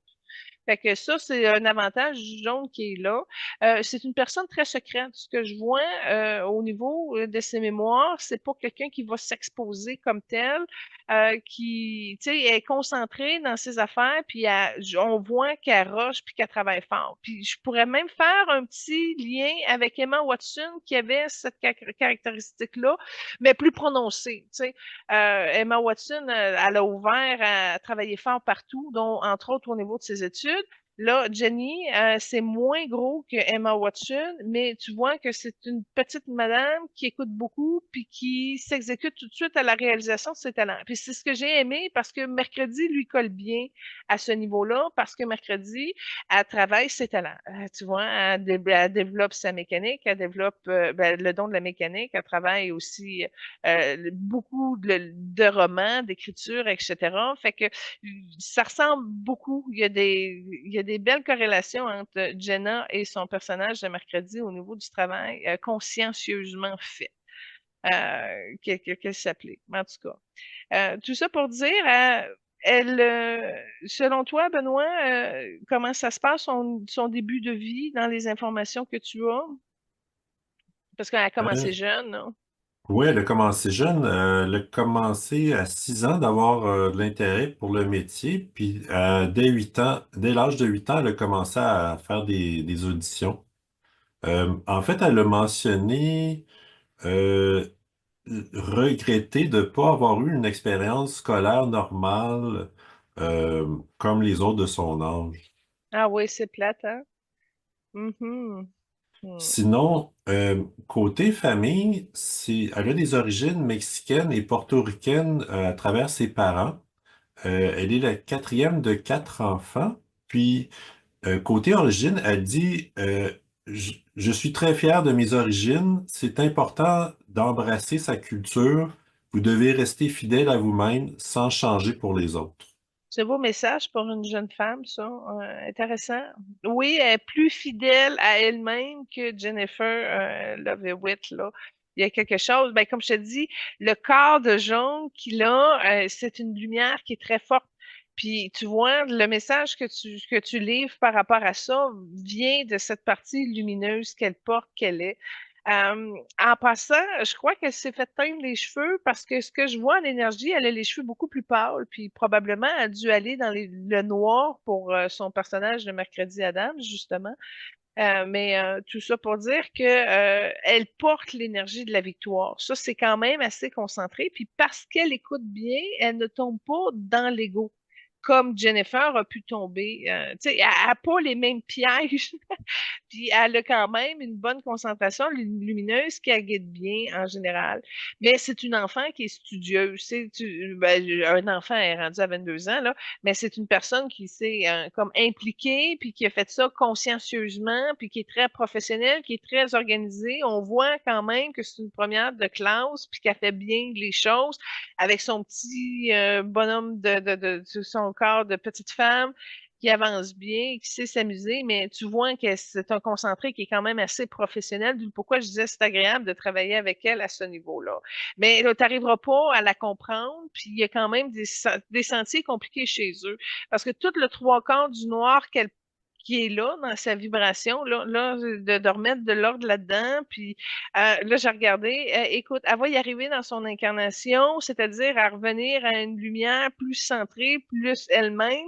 Puis c'est un petit peu l'apport de Sananda, alias Maître Jésus, qui va l'aider à s'organiser là-dessus. Mais elle a beaucoup de mémoire, entre autres en lien avec l'Église qui contribue à son noir. Il y a beaucoup de choses, mais avec le temps, elle va être capable de se centrer, elle, et d'être quand même assez réunie dans son énergie, qui va faire en sorte que le noir ne compliquera pas le processus comme tel à la longue, parce qu'elle va réussir à bien se définir dans sa structure. Puis dans sa structure, je la vois pas jaune, je la vois un blanc avec un petit peu de cuivré, et puis c'est ça, c'est une autre forme vibratoire que le jaune qui l'aide en ce moment, mais elle va y arriver. Fait qu'un genre de blanc, c'est pas un blanc pur luminescent, là, c'est un blanc sobre, mais quand même là, avec des reflets cuivrés ou orangés à un certain niveau qui se fusionnent avec le blanc, puis elle va arriver à bien s'unifier. Mais j'ai trouvé ça le fun qu'elle touche dans les mémoires de sorcellerie, etc., parce qu'elle avait beaucoup de ménage à faire par rapport à ça. Je vois une incarnation où elle est à Boston, justement, dans les temps dans les années 1700, etc. Là. Fait que c'est le fun parce que c'est une thématique qui a été reprise un peu par mercredi, pas au niveau de Salem, mais au niveau de l'histoire un peu. On peut voir des choses là, comme la persécution d'un village dans un établissement qui brûle, etc. Donc, c'est toutes des choses qu'elle a traversées dans ses anciennes incarnations, puis c'est un petit peu sa force de jeu parce qu'elle sait, elle connaît, elle le porte. Fait que ça se transpose bien à l'écran. OK, parfait. Euh, Comme tu mentionnais, elle est très connue pour ses rôles dans les rôles de films d'horreur, mais elle dit qu'elle veut être connue pour sa polyvalence dans différents rôles, puis que plusieurs la considèrent comme une future grande star. Parce qu'elle est consciencieuse, minutieuse, elle travaille bien, elle est facile d'approche, mais je vais te dire, mercredi va lui percoler beaucoup. parce que, tu sais, c'était Christina Ricci qui l'avait, là, le rôle de Mercredi, mais on n'avait pas accroché sur le personnage qui avait l'air dingo un peu, là. Elle, au contraire, c'est un personnage qui a beaucoup de bon sens, puis qui a une grande intelligence, puis elle est en train de bien le définir. Fait que même, tu sais, ça va toujours rester Mercredi Adams d'une manière ou d'une autre. Fait que, tu sais, elle pourra pas arriver, exemple, à avoir un grand rôle. Ben, je dis pas qu'elle va pas y arriver, mais il y a, il y a- il y a quand même quelque chose dans les films qui touche, qui ne va pas chercher la majorité des gens. Fait que pour arriver à se ressortir dans une toute autre image, il faudrait qu'elle change ses cheveux, il faudrait qu'elle change vraiment beaucoup de choses de dynamisme pour ne plus l'associer à Mercredi Adams. OK, parfait. J'ai vu que plus jeune, enfant, j'imagine, elle était très, très bonne joueuse de soccer, puis qu'elle a presque choisi une carrière en soccer plutôt que comme actrice. Je me posais la question si elle avait comme modèle ou comme des célébrités qu'on a déjà vues, exemple Lionel Messi ou d'autres. Elle n'aurait pas réussi dans sa carrière de soccer, fait que c'est une bonne affaire qu'elle ne l'ait pas choisi. Ce que je vois, c'est qu'elle aurait été souvent à terre. Tu sais, plaquée à terre, etc. Fait que c'est pas là qu'elle aurait réussi, même si elle aimait ça, puis ça y changeait les idées, etc. Mais c'est pas là-dessus, dans son plan de vie, c'est pas là-dessus qu'elle allait réussir. Puis non seulement ça, mais je te dirais, ça fait déjà plusieurs années que cette idée-là est loin derrière elle. Fait qu'elle a réellement fait le bon choix de suivre cette voie-là parce qu'elle n'aurait pas eu le succès, ça n'aurait pas monté. Elle aurait peut-être gagné son tournoi, mais après ça, il n'y a comme plus rien. Il n'y avait rien qui suivait dans cette direction-là. Fait que je le vois plus comme un passe-temps pour s'amuser, puis peut-être avoir des relations amicales avec des gens, et etc. Mais il n'y avait rien d'autre de plus là pour elle. OK. Tu mentionnais plutôt qu'elle était très secrète, puis d'ailleurs, on a très peu d'informations sur ses relations amoureuses. C'est une autre affaire parce que c'est embrouillé chez elle. C'est pas sur une voie claire. C'est pas défini en ce moment même si elle va faire un choix amoureux avec un homme ou elle va faire un choix amoureux avec une femme, quoique le niveau de la femme est beaucoup plus bas que l'hétérosexuel. Fait qu'on, mettons un 60-40, je pourrais te dire ça de même. Puis en même temps, elle veut prendre le temps à l'amélioration de ses talents. C'est surtout là la priorité est. Puis elle travaille beaucoup, elle a beaucoup de rôles. Ce que je vois, c'est que elle est très occupée, elle est très en demande, elle est obligée de faire attendre des projets le temps qu'elle finisse les siens. Fait que ça remplit, tu sais, une personne minutieuse va prendre le temps de bien le faire. Ben, quand tu fais bien ça laisse pas grand place pour d'autres de tes choix. Puis des choix amoureux n'étant pas la priorité numéro un chez elle, c'est plutôt en arrière-plan. Puis ce que je vois, c'est qu'elle n'a pas réussi à faire des choix là-dessus. Mais elle est curieuse, elle est réceptive. On voit que s'il y a quelque chose de prometteur, elle va le prendre. La question n'est pas là, mais elle court pas après. Puis en même temps, elle se cherche par rapport à elle-même, par rapport à la définition de ses rôles, de ce qu'elle peut apporter, etc. Fait que c'est comme plus une remise existentielle et prioritaire de ses choix de vie, puis amoureux, ben c'est en bas d'un peu de la pile de son sommet de priorité, là. OK.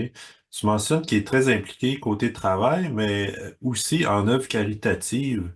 Euh, Elle offre beaucoup de soutien aux immigrants, communauté LGBTQ, cancer, sida, harcèlement, soutien pour l'éducation, la santé, famille. Elle était ambassadrice pour la marque Neutrogena. Puis, elle a aussi porté à un certain moment donné un vêtement qui disait I do care and you should too.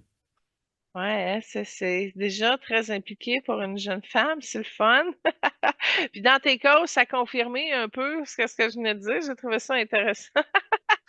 Mais c'est ça, c'est des choix intelligents. Elle a une conscience qui la guide, puis c'est ça, je te dis, ça vient vraiment de la lumière que portait sa lignée maternelle. On voit que il y a pas juste elle qui a eu une belle relation avec Maître Jésus, mais on voit que sa mère et sa grand-mère ont aussi participé à ça.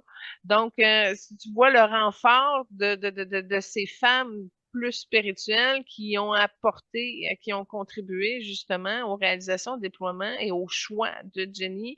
Mais encore là, je vois qu'il y a une certaine mélancolie, une petite détresse aussi. C'est juste une petite vibration qui passe dans son chakra du cœur. Et tu vois, quand j'ai suivi cette vibration-là, paf, je suis tombée sur son cœur vert. Fait qu'on le voit pas d'emblée, mais il est là en arrière-fond. Fait qu'elle a déjà un bon programme de conscience déjà universel qui est intégré dans des implications et dévotions. OK, parfait. Comme deuxième trame, tu as choisi un montage de scène de la série Wednesday Addams dans laquelle elle joue du violoncelle. Puis j'ai été très, très, très, très déchirée parce que j'aurais voulu vous mettre la chanson de violoncelle de Metallica. En passant, il y a deux versions. Il y a une version de 4 minutes, puis il y a une version de 11 minutes sur YouTube. Faites juste taper la trame sonore de Mercredi Adam, puis en tout cas, ça va tout sortir, dont entre autres le Metallica. Mais là, j'ai pris, dans le fond, pour faire honneur à cette série-là, justement, à ce petit montage-là. Puis c'est le fun parce que tu vois la main qui tourne les pages pendant qu'elle joue, tu sais. C'est intéressant. Mais en tout cas, ça donne un peu.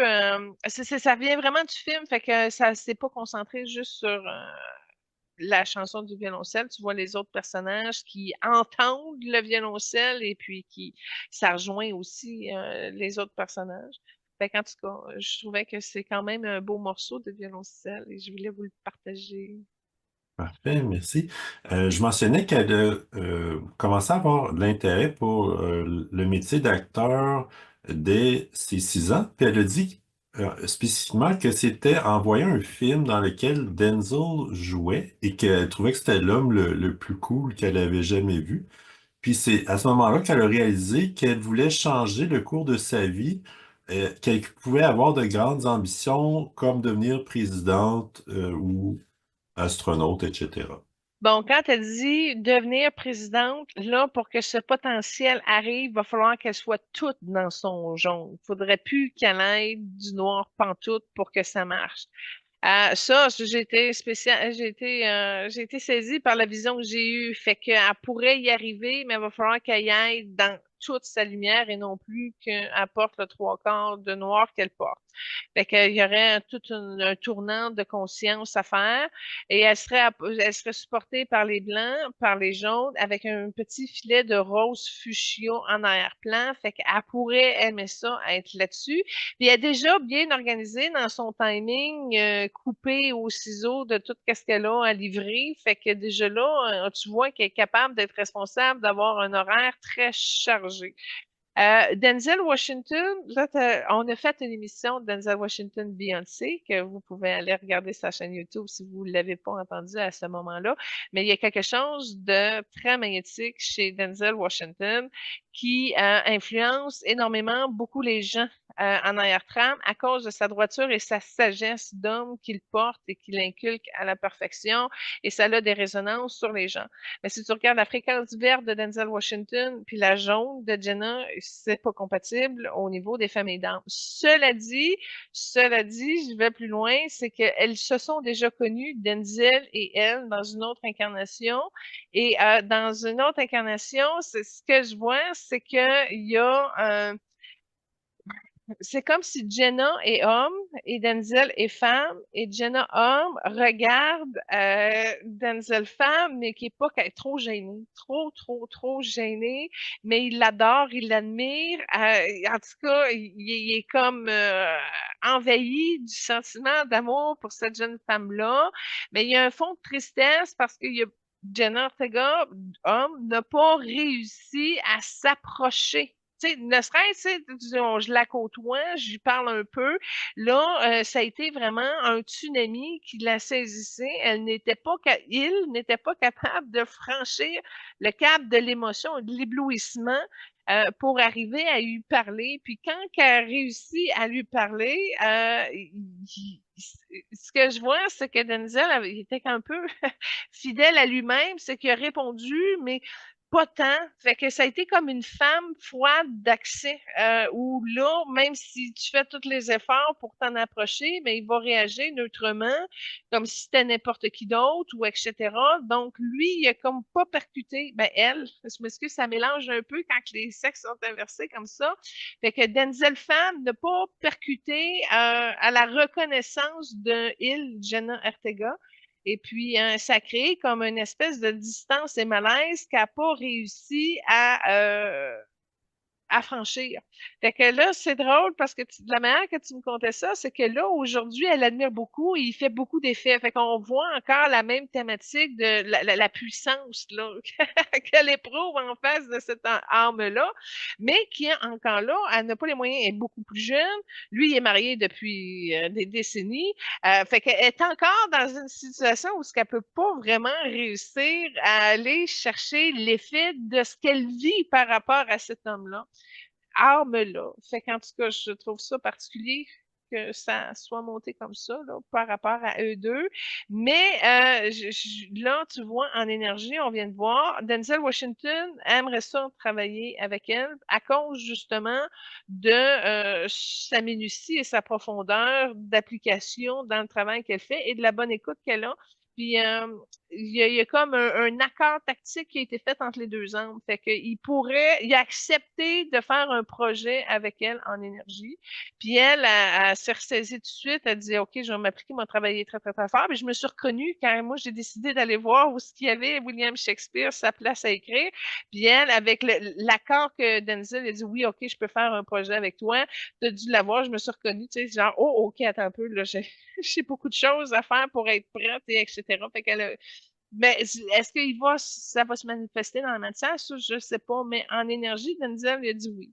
Fait que ça pourrait aboutir à quelque chose si quelque chose il y a, mais ça va être difficile parce que ça va créer un frais. Parce que juste le fait de ramener elle dans cette énergie-là, avec tout ce qu'elle traîne en énergie par rapport à l'âme de Denzel Washington, ça va créer un malaise chez sa femme. Ça va créer un genre de froid, puis elle ne fera rien. Elle va juste être elle, puis toute là, puis ça va déranger en arrière-plan parce que l'énergie est trop forte en arrière.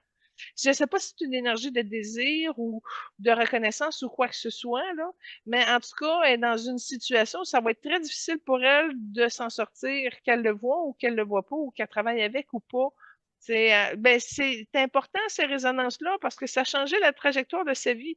Si Denzel Washington a dit, garde, c'est là-dessus que tu dois aller, ben, tu vois, déjà, son choix a été fait. Le soccer aurait pas kiffé. Et si, exemple, elle aurait eu une grande reconnaissance et résonance pour un joueur de soccer, puis qui aurait confirmé que c'est par là qu'elle aille, mais encore là, il y a des personnages comme ça qui sont des inspirations, c'est des bornes d'inspiration que l'âme place justement pour te donner ou te révéler les, les, les, les, les choix de vie qui sont importants pour la réalisation de ta mission. Puis dans le cas-là, c'est Denzel, c'est une borne de conscience qui lui a amené à avancer davantage son choix. Mais tu sais, exemple, moi, j'adore beaucoup Patrick Swayze, mais j'aurais pas décidé d'être comédienne à cause de, si je veux danser avec Patrick Swayze, tu comprends? Fait que c'est complexe un peu, mais ça contribue à sa maturité, puis à la stimuler à se reprendre, puis à se dépenser. Puis Denzel, comme je te dis, dans l'âme, il a accepté, fait qu'il va peut-être avoir un petit rôle à quelque part où ils vont pouvoir partager et échanger. Mais si je regarde l'énergie de Denzel, c'est qu'il y a quelque chose qui va être étrange. Fait qu'elle est tellement mystérieuse que il la comprendra pas, puis sa femme non plus, elle comprendra pas l'effet qu'il soit proche.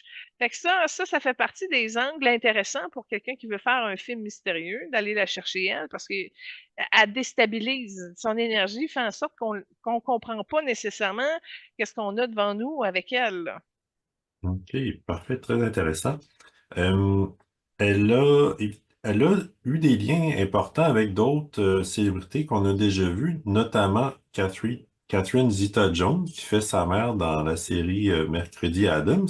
Elle dit de Katrina, plutôt de Catherine. Elle dit, elle est très drôle et professionnelle sur les plateaux de tournage. Puis si je me trompe pas, quand on avait fait l'émission Les Douglas, dans laquelle Catherine se retrouve, tu avais aussi une trame de mercredi. Oui, j'en avais profité pour mettre une tonne de violoncelle. En fait, c'est l'émission de la fête des pères qu'on a faite l'année passée. Oui, Donc, exact. la fête des pères avec la famille des Cockless, des Douglas, mais on a mis Catherine avec Michael, son mari, on a fait un peu. Mais, tu sais, je regarde Catherine Zeta-Jones, elle trouve aussi que Jenna Ortega a une énergie étrange. Fait que ça, c'est spécial de susciter le mystère comme ça. Tu sais, c'est comme, oui, c'est le fun d'embrasser de la relève. Puis Catherine Zeta-Jones, elle a beaucoup de jaunes. Fait que ça a pu bien communiquer avec le jaune de Jenna. Le problème n'est pas là. Puis en passant, les deux ont déjà été sœurs et élève dans un couvent. Fait que j'ai trouvé ça drôle un peu que dans l'histoire de mercredi, la mère envoie la fille dans une école de type couvent, mais dans l'expérience de leur vie d'âme, ils ont déjà été les deux sœurs dans un couvent religieux en train de faire des études là-bas, mais Catherine Zeta-Jones était plus rebelle que l'autre, était plus vieille aussi. Fait que c'est comme si elle a dû sentir Jenna dans cette vie-ci qu'elle avait comme l'influence d'une grande sœur, même si c'est un rôle de mère. Il y a une complicité de sœurs entre les deux. OK, d'accord. Un de ses premiers rôles au cinéma, c'était dans Iron Man 3 avec Robert Downey Jr. Ah, ça, c'est le fun de commencer de même, hein? Je comprends, je comprends, je comprends. Mais tu vois, ce qu'elle reconnaît chez Robert Downey Jr., c'est la force et la concentration. Et lui, bon, on avait parlé quand on a fait son émission, hein, il y a comme tellement un travail impeccable qui arrive à ramener le naturel dans toute situation. C'est ce qui fait son charme, puis ce qui fait aussi qu'il soit le meilleur acteur de le mieux payé de tous les temps. Fait qu'elle a appris de ça. C'est ça qui est intéressant. Elle l'a pas vu beaucoup, hein. Elle n'a pas beaucoup de grandes scènes. C'est pas un personnage qui est principal. J'ai pas vu le film, hein. Je dis ça de ce que je vois en énergie. Mais elle a appris à mettre de l'ordre et de l'organisation dans la manière qu'elle entreprend ses projets, probablement ses textes aussi. OK, parfait. Puis un dernier point intéressant, on a dit précédemment qu'elle mesurait 5 pieds 1, donc assez petite. Elle a travaillé avec Danny DeVito dans Beetlejuice, puis elle s'est sentie rassurée parce qu'il était plus petit qu'elle. Ouais, puis il y a une énergie de papa réconforteur, hein, puis qui s'est amusé naturellement à ramener un style de la vision de commencer quand on est des tout petits entrepreneurs avec une grande âme. Fait que ça a été réconfortant. Mais Danny DeVito, il y a beaucoup de bleu indigo, hein. Fait que ça aide énormément les jaunes à pouvoir comme s'auto-construire dans la confiance de la petite fille intérieure qu'elle a passée. Fait que c'est là-dessus que ça a joué. Puis en passant, quand tu as dit le dernier Saint-Pied 1, parce que tu en as parlé tantôt, je ne l'ai pas vu, mais elle a grandi dans la dernière incarnation que Jenna a eue. C'était une Chinoise de 4 pieds 9 qui se spécialisait dans le dessin de petites fleurs roses à tout ça. Fait que c'était une madame qui était spécialisée dans la peinture de petites fleurs. Fait qu'elle a fait des kimonos, elle a fait des peintures, elle était spécialisée dans ça. Fait qu'elle a, puis c'est une incarnation quand même elle s'est rendue assez vieille. Elle est morte vieille, puis c'était vraiment la précision, la minution. Tu vois ses fleurs, c'est très, très, très bien travaillé. Fait elle a eu une reconnaissance là-dessus, puis c'est une incarnation où ce qu'elle ne parlait pas beaucoup. Puis c'était vraiment un travail qui se faisait de façon artisanale, mais c'était une madame qui avait une concentration de sa sagesse. Tu sais, je sais pas si c'est à cause de la culture ou quoi que ce soit, on voulait pas que les femmes parlent et s'expriment, mais en tout cas, ça explique la retenue, si on peut dire, qu'elle a gardée, mais avec une grande sagesse. Euh, Elle a été reconnue pour son travail, etc.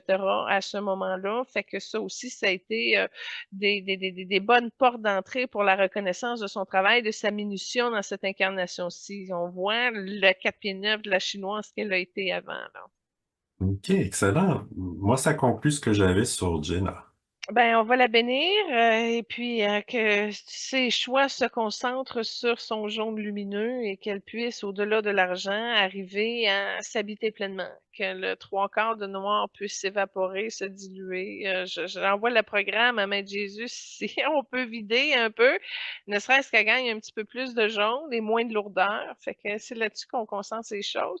Et elle vient, très gentille, elle vient de me donner un genre de fleur de lotus, mais vivante. C'est spécial, c'est une fleur particulière. Là, je la regarde, puis je suis pas sûre si la fleur, elle va m'attaquer ou quoi. Fait que je remercie le cadeau, mais je le comprends pas. Mais je le dépose dans un genre d'aquarium en verre devant moi et là, tu vois, je suis capable d'apprécier les belles couleurs. Donc, c'est un beau blanc avec des reflets bleus. Puis effectivement, je sais pas comment tu appelles ça, mais c'est pas des racines, mais il y a comme des bras qui bougent à la fleur. Fait que je vais observer le cadeau, puis je vais voir comment je l'intègre. Mais elle me dit que c'est une fleur pour le bonheur. Donc, c'est pas une fleur pour nous obliger au bonheur, mais en tout cas, il y a quelque chose qui va se fondre là-dedans. Fait que je la remercie. Je suis étonnée. Je vais lui en transférer une aussi avec le rose pour que sa gentillesse puisse vraiment gagner aussi. Puis ça va être j'ai concocté comme une fleur vivante également, mais une fleur vivante dont les tentacules de la fleur vont l'entourer pour une énergie bienveillance, pour de la gentillesse, pour la sécuriser, pour la câliner, pour qu'elle puisse comme avoir les aptitudes nécessaires pour décatupler l'énergie de sa déesse intérieure.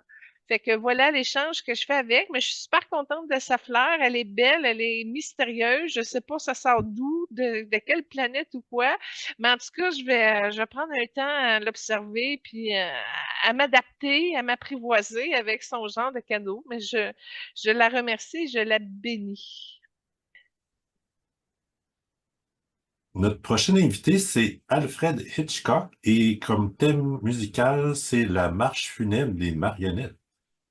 Bon, à la base, on avait fait l'émission avec nos deux premières invitées, mais Benoît a eu le réflexe de dire, hey, il n'y a pas de mort dans l'émission, on pourrait en ajouter un. C'est l'émission d'Halloween, ça prendrait quand même un mort. Et puis là, tu as proposé Alfred Hitchcock. Pourquoi? Ben, d'une part, parce que c'est peut-être un des plus connus en lien avec les films d'horreur ou à tout le moins le mystère, le suspense. Donc, je trouvais que c'était approprié.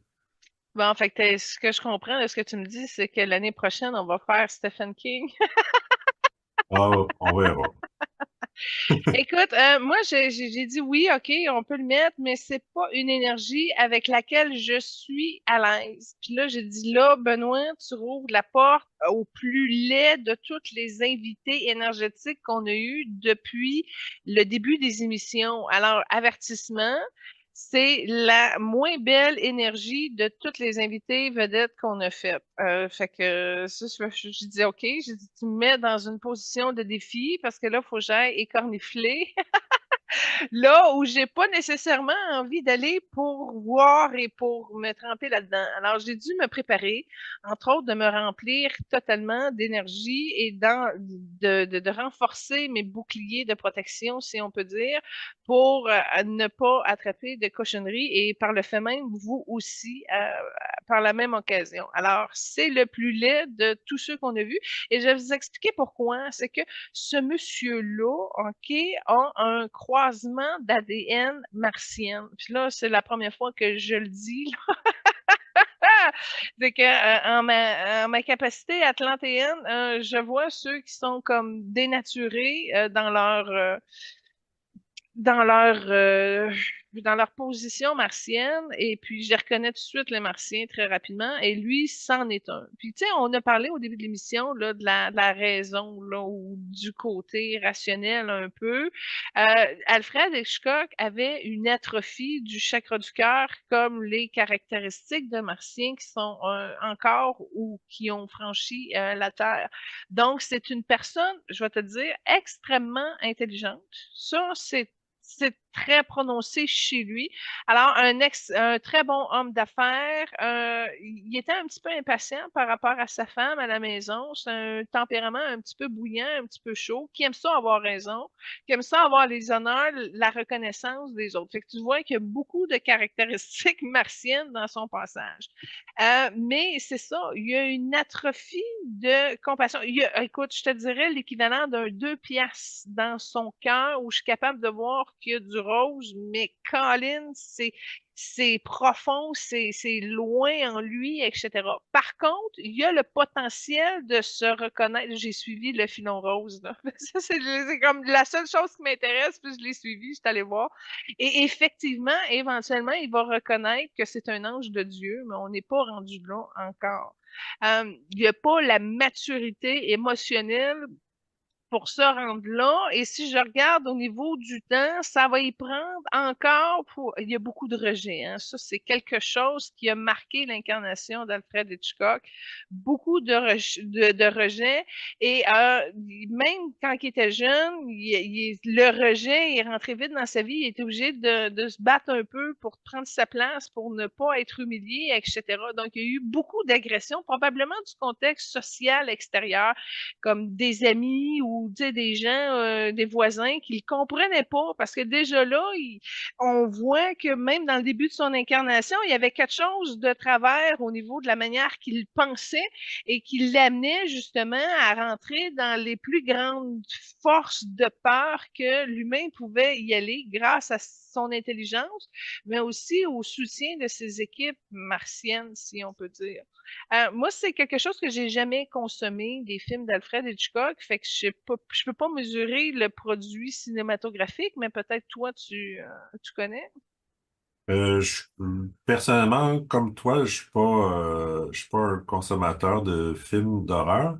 Par contre, je vais résumer rapidement un peu l'image qu'on a de Hitchcock, puis la raison pour laquelle il est un peu dans cette veine-là, c'est que euh, très jeune, il a commencé à être puni par ses parents et ses professeurs. À 4-5 ans, il a été enfermé en prison sous recommandation de ses parents pour qu'ils sachent quelles étaient les conséquences de comportements inappropriés. Puis, pendant ses études avec les Jésuites, il y a eu souvent des punitions. Il y avait toujours des craintes d'être puni, châtié. Puis, plus tard, il a dit, ce qui m'apporte le plus de plaisir et de satisfaction, c'est d'écrire des histoires de meurtre pour évoquer la peur et des cris d'épouvante. Puis, ce faisant, dans son optique, c'est un peu de faire subir aux autres ce que lui a subi. Bon, écoute, pendant que tu parlais, je suis rentrée avec Frère André dans le sujet, parce que j'ai eu beaucoup de compassion pour cette histoire-là là, en partant, et puis j'ai demandé à Frère André de m'aider à envoyer un petit peu de guérison sur le sujet. Fait que quand tu vois rejet de ses parents, rejet de l'institution, rejet de tout, là. Fait que c'est vraiment une grosse blessure de rejet et d'humiliation en arrière-trame. Puis là-dessus, ça prend de la compassion. Puis frère André, je sais pas pourquoi, j'ai pris une énergie masculine pour que ça rentre plus au poste. Je dis pas que les femmes ont plus de difficultés, les femmes guides, là, elles ont plus de difficultés, mais quand c'est des énergies martiennes de même, ça me prend quelqu'un de solide. Puis frère André, je sais pas pourquoi ça communiquait avec lui, mais c'est clair que c'est un guide qui va être capable de rehausser sa bonté, entre autres, puis de l'aider à se libérer de ces affaires-là. Mais tu sais, tu regardes dans l'inconscient que porte cette énergie-là, c'est très difficile. Puis ce que je vois, c'est que dans les années 1800, Alfred a eu une incarnation aussi, mais là, c'était pire, c'était une guerre régionale et il y avait aussi beaucoup d'atrocités. Et non seulement ça, mais il était coordinateur d'atrocités, fait qu'il en a fait vivre beaucoup. Fait que là, tu me dis, oui, il en a reçu beaucoup, oui, ok, je peux comprendre, mais c'est comme une force que cet homme-là a de pouvoir jouer à travers les sévices dans l'énergie de la Terre. Et là, il y a un parallèle jaune de l'énergie de la Terre qui s'est ouvert parce qu'elle est prête à les guérir puis à libérer tout ça. Fait que même au niveau de la tête, ça a été difficile de pouvoir gérer une telle aventure de ce que les âmes martiennes ont pu amener comme torture. au niveau des siècles et du fil du temps. Fait que c'est là, c'est ça, c'est quand c'est une guérison qui doit unir la Terre, qui est plusieurs âmes qui ne sont pas en paix par rapport à toutes ces expériences-là. Ça prend beaucoup d'unité, puis ça prend des alliés forces, puis je sais pas pourquoi, mais frère André, c'est lui vraiment que j'ai connecté là pour pouvoir arriver à le libérer, parce que il y a une espèce de passion pour les douleurs extrêmes de l'âme qu'elle puisse avoir. Puis tu vois, ça marche beaucoup parce que au niveau de l'âme d'Alfred Hitchcock, là, il y a un peu de vert, il y a un peu de blanc puis des petites bulles. Fait qu'il y a déjà un effet de soulagement qui est opéré maintenant, mais on y arrivera pas en une émission. J'ai une question importante pour toi. En quelle année est-il décédé? 80. Puis tu vois, dans cette énergie-là, c'est encore une énergie de terreur. Fait qu'il n'est pas parti en paix. Il y a quelque chose que c'est pas quelque chose qui est connu dans son incarnation. Je vois qu'il y a du diabète, puis il y a un problème de cœur, mais c'est au niveau du cerveau, la pression qu'il y a au niveau du cerveau. Ses reins sont atrophiés un peu. Fait qu'il était pas très bonne santé. Il est mort de quoi? Euh, ouais, il était obèse, il avait de l'arthrite, il a eu une crise de cœur, il portait un pacemaker, il était alcoolique, puis il avait des douleurs aux genoux. Mais je sais pas qu'est-ce qui a causé sa mort comme telle. Mais ce que je peux te dire, c'est que au niveau de son plexus, c'était pas en paix, c'était pas calme. Non seulement ça, il y avait une pince rouge à côté de son intestin en plus, fait que ça marchait pas bien là. C'est un problème de retenue qui avait de la difficulté à libérer. Donc, il y a eu beaucoup d'accumulation et ça a apporté une pression au niveau du cœur. Ouais, ben écoute, quand je viens d'y souhaiter d'être en paix, puis j'ai vu que des énergies de sorcellerie, il y a vraiment beaucoup trop de pollution et de tristesse en arrière de ça. Et puis j'ai fait un jeu, je suis retournée, exemple, 3000 ans en arrière, puis c'était pas une âme qui était joyeuse et heureuse déjà en partant. Fait qu'il faudrait reculer encore plus de temps parce que je suis presque certaine qu'il y a un apport avec justement la situation de l'Atlantique ou ce qui a contribué en tant que martien à ce que ça parte. Fait que c'est ça que j'ai à dire de lui. Fait que je le bénis. C'est pas que je le soutiens, mais j'envoie toute ma compassion pour qu'il s'allège de toute la lourdeur, puis qu'il puisse rentrer dans son ADN angélique. Mais c'est pas prévu. Ah, tu m'as pas dit l'année qu'il est décédé, par exemple? Oui, 80. En 1980, ça fait 25 ans, terrestre. OK, je vais regarder. Il n'est pas réincarné. Il n'est pas réincarné. Il a encore sa faiblesse au genou droit. Puis il y a encore trop de tourments. Cela dit, il y a une oreille, il y a un œil sur toutes les guerres qui se passent en ce moment, particulièrement celles qui y a au niveau de l'Iran. C'est comme pas juste l'Iran, mais il regarde les guerres en ce moment, puis il se développe d'autres idées, d'autres territoires. Il continue à faire sa recherche au niveau de la torture et de toutes ces problématiques de ce monde-là. Fait qu'au moins, il met un peu son intelligence à contribution, mais là-dessus, mais je suis pas convaincue qu'il va retourner ça de façon positive. Cela dit, ce que je viens de voir, là, je suis très chanceuse de ça. C'est Marie-Madeleine qui vient d'intervenir et qui a trouvé une solution, c'est-à-dire que dans sa prochaine incarnation, ça y prendrait une mère heureuse. Une mère heureuse et bienveillante et porteuse de roses. Donc, ça lui donnerait une chance de pouvoir se rapprocher de son potentiel angélique de Dieu. Et puis, de pouvoir arriver, écoute, il va avoir un gros ménage à faire pour se libérer de ses relations, entre autres martiennes. Puis, il n'y a pas juste des martiens, là. Je mets l'emphase sur le martien, mais il y a d'autres énergies diaboliques qui est sombre, qui sont autour de ce monsieur-là. Fait que ça y prendrait vraiment une mère très bienveillante pour pouvoir réussir à y donner le boost vibratoire nécessaire pour qu'il puisse commencer à prendre conscience de ses tourments puis de les libérer. Donc, ça risque d'être un cas de psychologie qui veut soigner puis ne sait pas comment se libérer. Fait que il y a des la prochaine incarnation ne sera pas facile. Ce sera pas facile pour lui à cause du bagage accumulé et qu'il accumule encore, comme je te dis, il garde un œil sur tout ce qui se passe en ce moment au niveau des guerres sur la Terre. Fait que, il est pas sorti du bois, ce monsieur-là, même si Marie-Madeleine lui propose une solution d'avoir une mère aimante.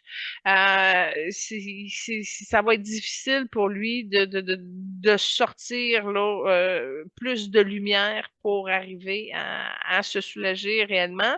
Et non seulement ça, mais je vois que les complications que ça va porter dans sa prochaine incarnation avec, entre autres, beaucoup de thérapie. Mais ça va aller plus loin parce que je regarde, là, ça pourrait aller à sa quatrième incarnation où ce qui reprenne son souffle un peu. S'il continue à choisir la lumière puis aller dans une bonne tangente, là, c'est ça, je te dis, dans un parcours, ça sera pas facile pour lui. OK, parfait. Comme deuxième trame, tu as choisi, en fait, c'est une autre version de la même trame musicale que la première, Il mais... n'y avait pas grand-chose. C'est sérieusement, là. Il y a un moment donné, il y a une entrevue où il parle un peu de comment il va pour faire ses terreurs cinématographiques. Mais encore là, c'était pas pertinent pour une trame sonore. Il danse pas, il chante pas, il fait rien. Fait que il y avait rien, je vais t'avouer, là.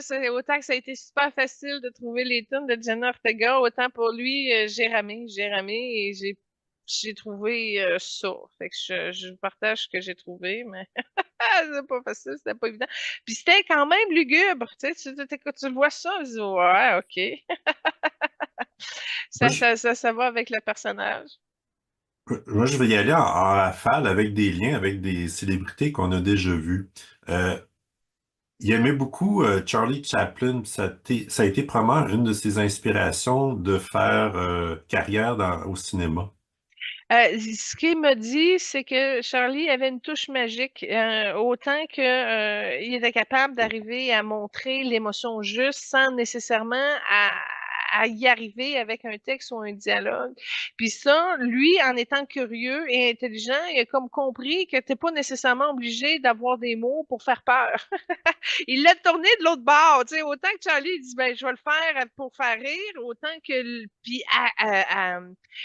à briller une peine que le personnage avait. Tu sais, Charlie, il y avait une peine présente, là, profonde, mais il l'a tourné pour être heureux, en tout cas, faire rire et amener à dépasser cette douleur-là. Tandis qu'Alfred, il a pris ça pour arriver à le convertir dans la terreur. Fait qu'il a comme eu l'inspiration, mais il l'a tourné mauvaisement, si on peut dire. OK. Je vais faire une comparaison qui va dans la même veine. Je compare Alfred à Walt Disney. Les deux sont peut-être les plus grands réalisateurs de cinéma au 20e siècle. Les deux ont travaillé pendant des décennies et reçu plusieurs Oscars. Ils ont commencé leur carrière en dessinant, puis en ayant un intérêt pour les trains. Ils ont d'abord commencé avec des films muets, puis avec son. Évidemment, ce qui les distingue, c'est l'accent sur le bonheur et le merveilleux de Walt ou la peur et l'angoisse de Alfred. Puis, dernier point intéressant, Alfred voulait faire un tournage d'un film à Disneyland, mais Walt était répugné par les films d'horreur puis a refusé. Une chance qu'il a fait ça parce qu'il aurait vraiment sacré un coup de hache dans la magie du merveilleux qu'il essayait de faire. Là, tu fais de Walt Disney en terreur, là, je m'excuse, là, mais ça laisse une trace dans l'inconscient collectif. Là. Tout à fait. C'est peut-être la meilleure décision qu'il a prise de protéger justement son château de merveilleux. Mais l'idée est bonne. Tu peux pas dire que c'est pas une bonne idée, mais ça aurait vraiment donné un coup de hache dans la conception de Walt Disney. En passant, je veux juste ramener ça plus loin. Parce que quand tu parlais de Walt Disney, c'était comme tout bleu cobalt. Puis quand tu es revenu avec le projet d'Alfred Hitchcock, c'était tout un rouge lait. Fait que tu vois vraiment que c'est le chaud et le froid, c'est deux énergies complètement incompatibles. Là. Puis le bleu était beaucoup plus beau, puis le rouge était vraiment plus bas. Fait que tu vois déjà la différence vibratoire entre les deux. Mais il y a trois frères, dont Walt et Alfred Hitchcock, dans une incarnation où les parents ont beaucoup d'argent, beaucoup de ressources, puis déjà là, ils s'entendaient pas sur comment gérer, ou je m'en ai dit dilapider, mais en tout cas, l'héritage des parents. Et le troisième qui était là, c'était une sœur, et c'est la sœur qui a réussi à bien apporter un osmose parce que les frères ne s'entendaient pas. Les deux frères, c'est les deux hommes, c'était aussi des incarnations masculines. Puis il y en a un qui voulait construire, puis il y en a un qui voulait démolir. Fait que déjà là, tu vois la différence quand tu as un ADN martien, puis un autre ADN un petit peu plus angélique dans la même famille, à quel point ça crée des problèmes. Parce que son ADN martien n'avait pas arrivé aujourd'hui, là, à Alfred Hitchcock. Là, tu comprends-tu? Ça fait longtemps qu'il vibre là-dessus. Fait que la sœur, elle n'avait pas de pouvoir, elle n'avait pas tu sais, c'était une femme qui pouvait pas utiliser l'héritage des parents directement, donc il fallait que les frères l'entretiennent ou je sais pas trop quoi. Mais elle est arrivée, écoute, elle a été quand même assez intelligente, cette âme-là qui faisait le tampon entre les deux frères qui chicanaient puis qui avaient des visions complètement différentes. Puis elle réussit quand même à trouver une certaine stabilité. Et je crois que c'est grâce à ça qu'il y a eu une stabilité aujourd'hui dans le choix de préserver Walt Disney ou d'y arriver à assombrir une partie là-dessus. J'ai comme l'impression que c'est l'héritage de cette sœur-là qui a amené justement à prendre la meilleure décision possible parce que c'était son défi dans l'incarnation où les deux étaient frères. Et non seulement ça, mais aujourd'hui, l'osmose n'est pas pensée. C'est-à-dire que cette situation-là, là, OK, elle a quand même apporté une bulle dans le chakra du cœur de Walt Disney, puis c'est quelque chose qu'il n'a pas réussi à dépasser. Hein. Il n'a pas fait son pardon, etc. Puis il est encore un peu stressé de cette possibilité-là que ça arrive au niveau de son entreprise, même s'il n'est plus là. Puis en même temps, ça crée un précédent. Fait qu'il sait que la décision qu'il a prise à ce moment-là va régner sur toutes les autres tentatives de ceux qui vont s'essayer de faire d'autres choses que du merveilleux que Walt Disney. Fait que ça a un héritage là-dessus qui est très important. Là. OK, parfait. Ben, merci beaucoup. Une autre célébrité qu'on a déjà vue, Shirley MacLaine, son premier rôle au cinéma, c'était dans un film d'Alfred Hitchcock. Par contre, c'était à l'époque, c'était pas nécessairement horreur, mais dans ce cas-ci, c'était comédie mystère. Donc, quelle était son expérience avec Alfred? Puis est-ce qu'elle accepterait de l'aider au niveau de son âme? Euh, tu as bien des affaires là-dessus. Premièrement, elle le fait, mais c'est une énergie qu'elle n'a pas aimée. Tu vois, au niveau de son chakra-cœur, quand elle a fait ça, elle n'était pas aussi éveillée qu'elle l'a été plus tard. Elle lui a donné une chance pour l'aider. Ils se sont comme un peu entraidés. Et ce que je vois, c'est une énergie de fraternel, frère et sœur. Puis Shirley MacLaine, il en devait une. Fait OK. que là, on tombe justement dans les dettes karmiques qui se payent. Mais ça lui a laissé un arrière-goût dans le chakra-cœur, un fond de je l'ai fait, mais tu sais, je suis pas à l'aise. Je veux pas aller dans cette direction-là plus tard. Puis là, regarde, j'ai donné, là, c'est réglé, merci, on passe à d'autres choses. Fait que c'est quelque chose qu'elle a fait, justement, qui lui a servi à prononcer son choix vers la lumière pour les projets qui ont suivi par la suite. Puis en même temps, ça lui a permis de gagner en autonomie parce que tu sais que tu fais quelque chose, OK, tu as une dette, mais c'est pas le chemin que tu veux aller, fait que ça te renforce puis ça te permet de mieux t'assumer pour les décisions qui suivent par la suite. Elle l'a déjà aidé, OK? Ce que je vois, c'est qu'elle a déjà prié pour lui. Je vois une sœur grise dans une église, puis qui est déjà en train de faire des setups de prière pour ce monsieur-là dans une autre incarnation. Fait Ah. que ce que je vois, c'est qu'il y a beaucoup de vies d'incarnation masculine. Tu sais, tu vois, c'est tous ceux qui ont sorti, là, puis c'est normal parce que les Martiens aiment bien ça, les hommes. Je sais pas si c'est parce que c'est plus facile à manipuler. Mais en tout cas, il y a beaucoup de vies d'incarnation masculine. Fait qu'elle a déjà prié pour elle. Elle se sentait seule, mais je crois qu'elle est allée se cacher dans un couvent. Donc, c'est une décision où tu y vas parce que là, tu vas avoir la paix et tout ça. Je sais pas si c'était un amoureux harcelant ou quoi que ce soit. J'ai pas le détail. Mais ce que je sais, c'est qu'elle s'est cachée et là, elle a prié beaucoup pour lui, probablement pour qu'il se libère et etc. Fait que ça a été probablement un contact dans cette incarnation-ci avec une grande méfiance, là. Tu sais, oui, t'embarques, mais tu y fais pas trop confiance. Tu gardes ton discernement dans ta poche parce que ça peut te servir, etc. Puis ce que Shirley me montre maintenant, c'est qu'à un moment donné, elle a dû interférer parce qu'il y avait montré une scène, puis c'était comme trop d'horreur, probablement.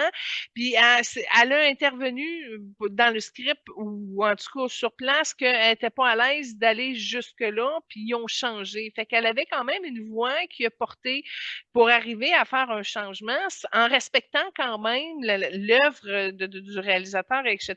Mais en même temps, il aurait pu être plus pire si elle ne s'était pas tenue, puis si elle l'avait laissé aller dans une direction où ce qui aurait pu aller.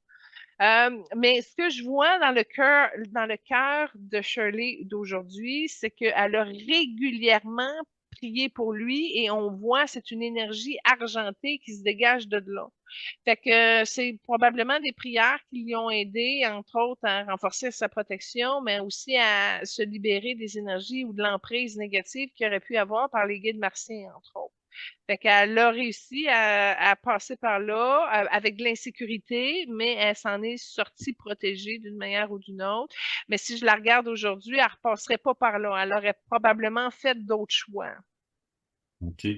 J'ai trouvé ça intéressant. J'ai vu que Marilyn Monroe souhaitait jouer dans des films d'Alfred, mais Alfred a refusé, prétextant qu'elle affichait trop sa féminité. Est-ce qu'après coup, en fin de compte, Marilyn était soulagée pour avoir participé ou... Elle était charmée. Ce que je vois, c'est qu'elle était charmée. Elle voulait vraiment aller dans cette direction-là, mais c'est Alfred Hitchcock qui n'a pas voulu salir Marilyn. Il l'a protégée en ne la prenant pas. Il voulait pas mettre le massacre sur l'image de Marilyn. Fait que ici, il a pris la féminité pour s'en sortir, mais c'est une icône de féminité il pouvait pas se permettre de mettre du sang dessus. Tu comprends? OK, Fait que ouais. je te dirais que c'est peut-être aussi une meilleure décision qu'il a pris de protéger l'icône que représentait Marilyn. Puis Marilyn, je sais pas, elle était charmée par ça, mais elle a eu des problèmes aussi, Marilyn, avec des guides martiens. Pas de elle, mais tu vois, les hommes qui ont cet ADN martien-là, ils ont quand même un certain charisme, une certaine puissance quand ils sont rendus à des hauts niveaux comme ça. Puis ça fait partie un peu de l'énergie qui était attractive pour elle. Elle voulait aller voir là, puis en même temps, elle avait une peur d'être blessée et humiliée. Fait que elle jouait un peu avec le feu dans ses propres paradigmes. OK, parfait. Un, un dernier lien, Sean Connery a aussi joué dans des films à ses débuts en carrière. Il avait déjà incarné le rôle de James Bond précédemment. Est-ce que son implication avec Alfred, ça a eu une influence sur sa carrière? Ça a eu une influence sur son lien d'âme avec ça, c'est une relation de cœur à cœur entre l'âme de Sean Connery et tout ça, comme s'il y en devait une à Alfred Hitchcock. Fait que c'est là. C'est un code d'honneur dans le sens qu'à un moment donné, ce que je vois, c'est que Sean Connery avait besoin d'un héros pour venir comme mettre fin à une période de terreur. Puis il est allé chercher Alfred Hitchcock qui a bien livré le job, puis qui a mis fin au massacre par le massacre. Fait qu'il y avait une dette d'honneur dans le cœur de Sean Connery, d'où pourquoi il a fait confiance, puis qu'il a misé dessus. C'est carrément ça qu'il a fait, parce qu'il a déjà sorti d'un mauvais pas, puis il savait que ça allait être bénéfique pour lui de passer par là. Mais c'était prévu pour une courte période de temps, parce que il y avait son aise à un niveau avec le rouge d'Alfred Hitchcock, mais il y avait une limite, il y avait une peur qui était là, qui ressentait dans l'incarnation où il avait fait appel à Alfred Hitchcock pour mettre fin au massacre, mais il ressentait encore dans cette énergie-ci. Mais ce qui est le fun, c'est qu'il l'a canalisé au niveau de son art et non pas comme un agent de terreur qui, probablement, le fait d'avoir passé dans sa jeunesse à la prison et de voir ça, ben, il a dit, je peux pas arriver là pour vrai dans la matière, c'est pas le genre de vie que je veux, mais avec la gloire, le style, l'alcool, l'argent, etc., là, c'était vraiment la manière de pouvoir le penser puis de s'assouvir. Puis ce que je vois, c'est que même des fois, il prend un verre avec un genre de cigare, là, puis il est à l'écoute de c'est quoi la prochaine étape qui pourrait avancer à être plus encore traumatisant, plus dans la peur, etc. Donc, c'était une personne malade mentale. Je m'excuse de le sortir comme ça, là. Mais qui a eu assez peur pour le canaliser dans un canal d'œuvre ou de création sur ces énergies-là, où là, il a pu bien se mettre dans l'allégresse entre le meilleur des deux mondes, finalement, tu sais. Puis il avait tendance à la corruption un peu. Je le vois, il prend de l'argent des fois pour débloquer des affaires, etc. Fait que c'était un petit peu louche aussi de la manière qui est arrivé à ce profil-là, mais c'est tout à fait normal pour les Martiens, tu comprends? Parfait. Bon, ben, moi, ça conclut ce que j'avais sur Alfred Hitchcock. Ben, écoute, moi, ce que je peux vous dire, c'est que je le bénis pour qu'il se libère de la peur. Ça, et peut-être qu'à force de rentrer dans cette direction-là, il va peut-être alléger son parcours du retour à qui il est, là, avec les prochaines incarnations. Mais je sais que entre les mains de Marie-Madeleine et de frère André, il y a quand même quelque chose qui va pouvoir sortir de positif de ça.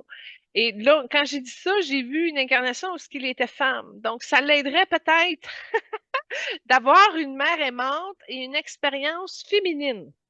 Ça, c'est ce que je vais lui souhaiter pour un futur proche pour lui.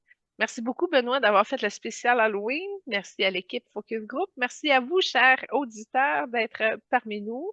N'hésitez pas à venir liker la page Facebook et la chaîne YouTube Évoluons avec l'âme des célébrités. Merci à tous. On vous donne rendez-vous la semaine prochaine. Namasté.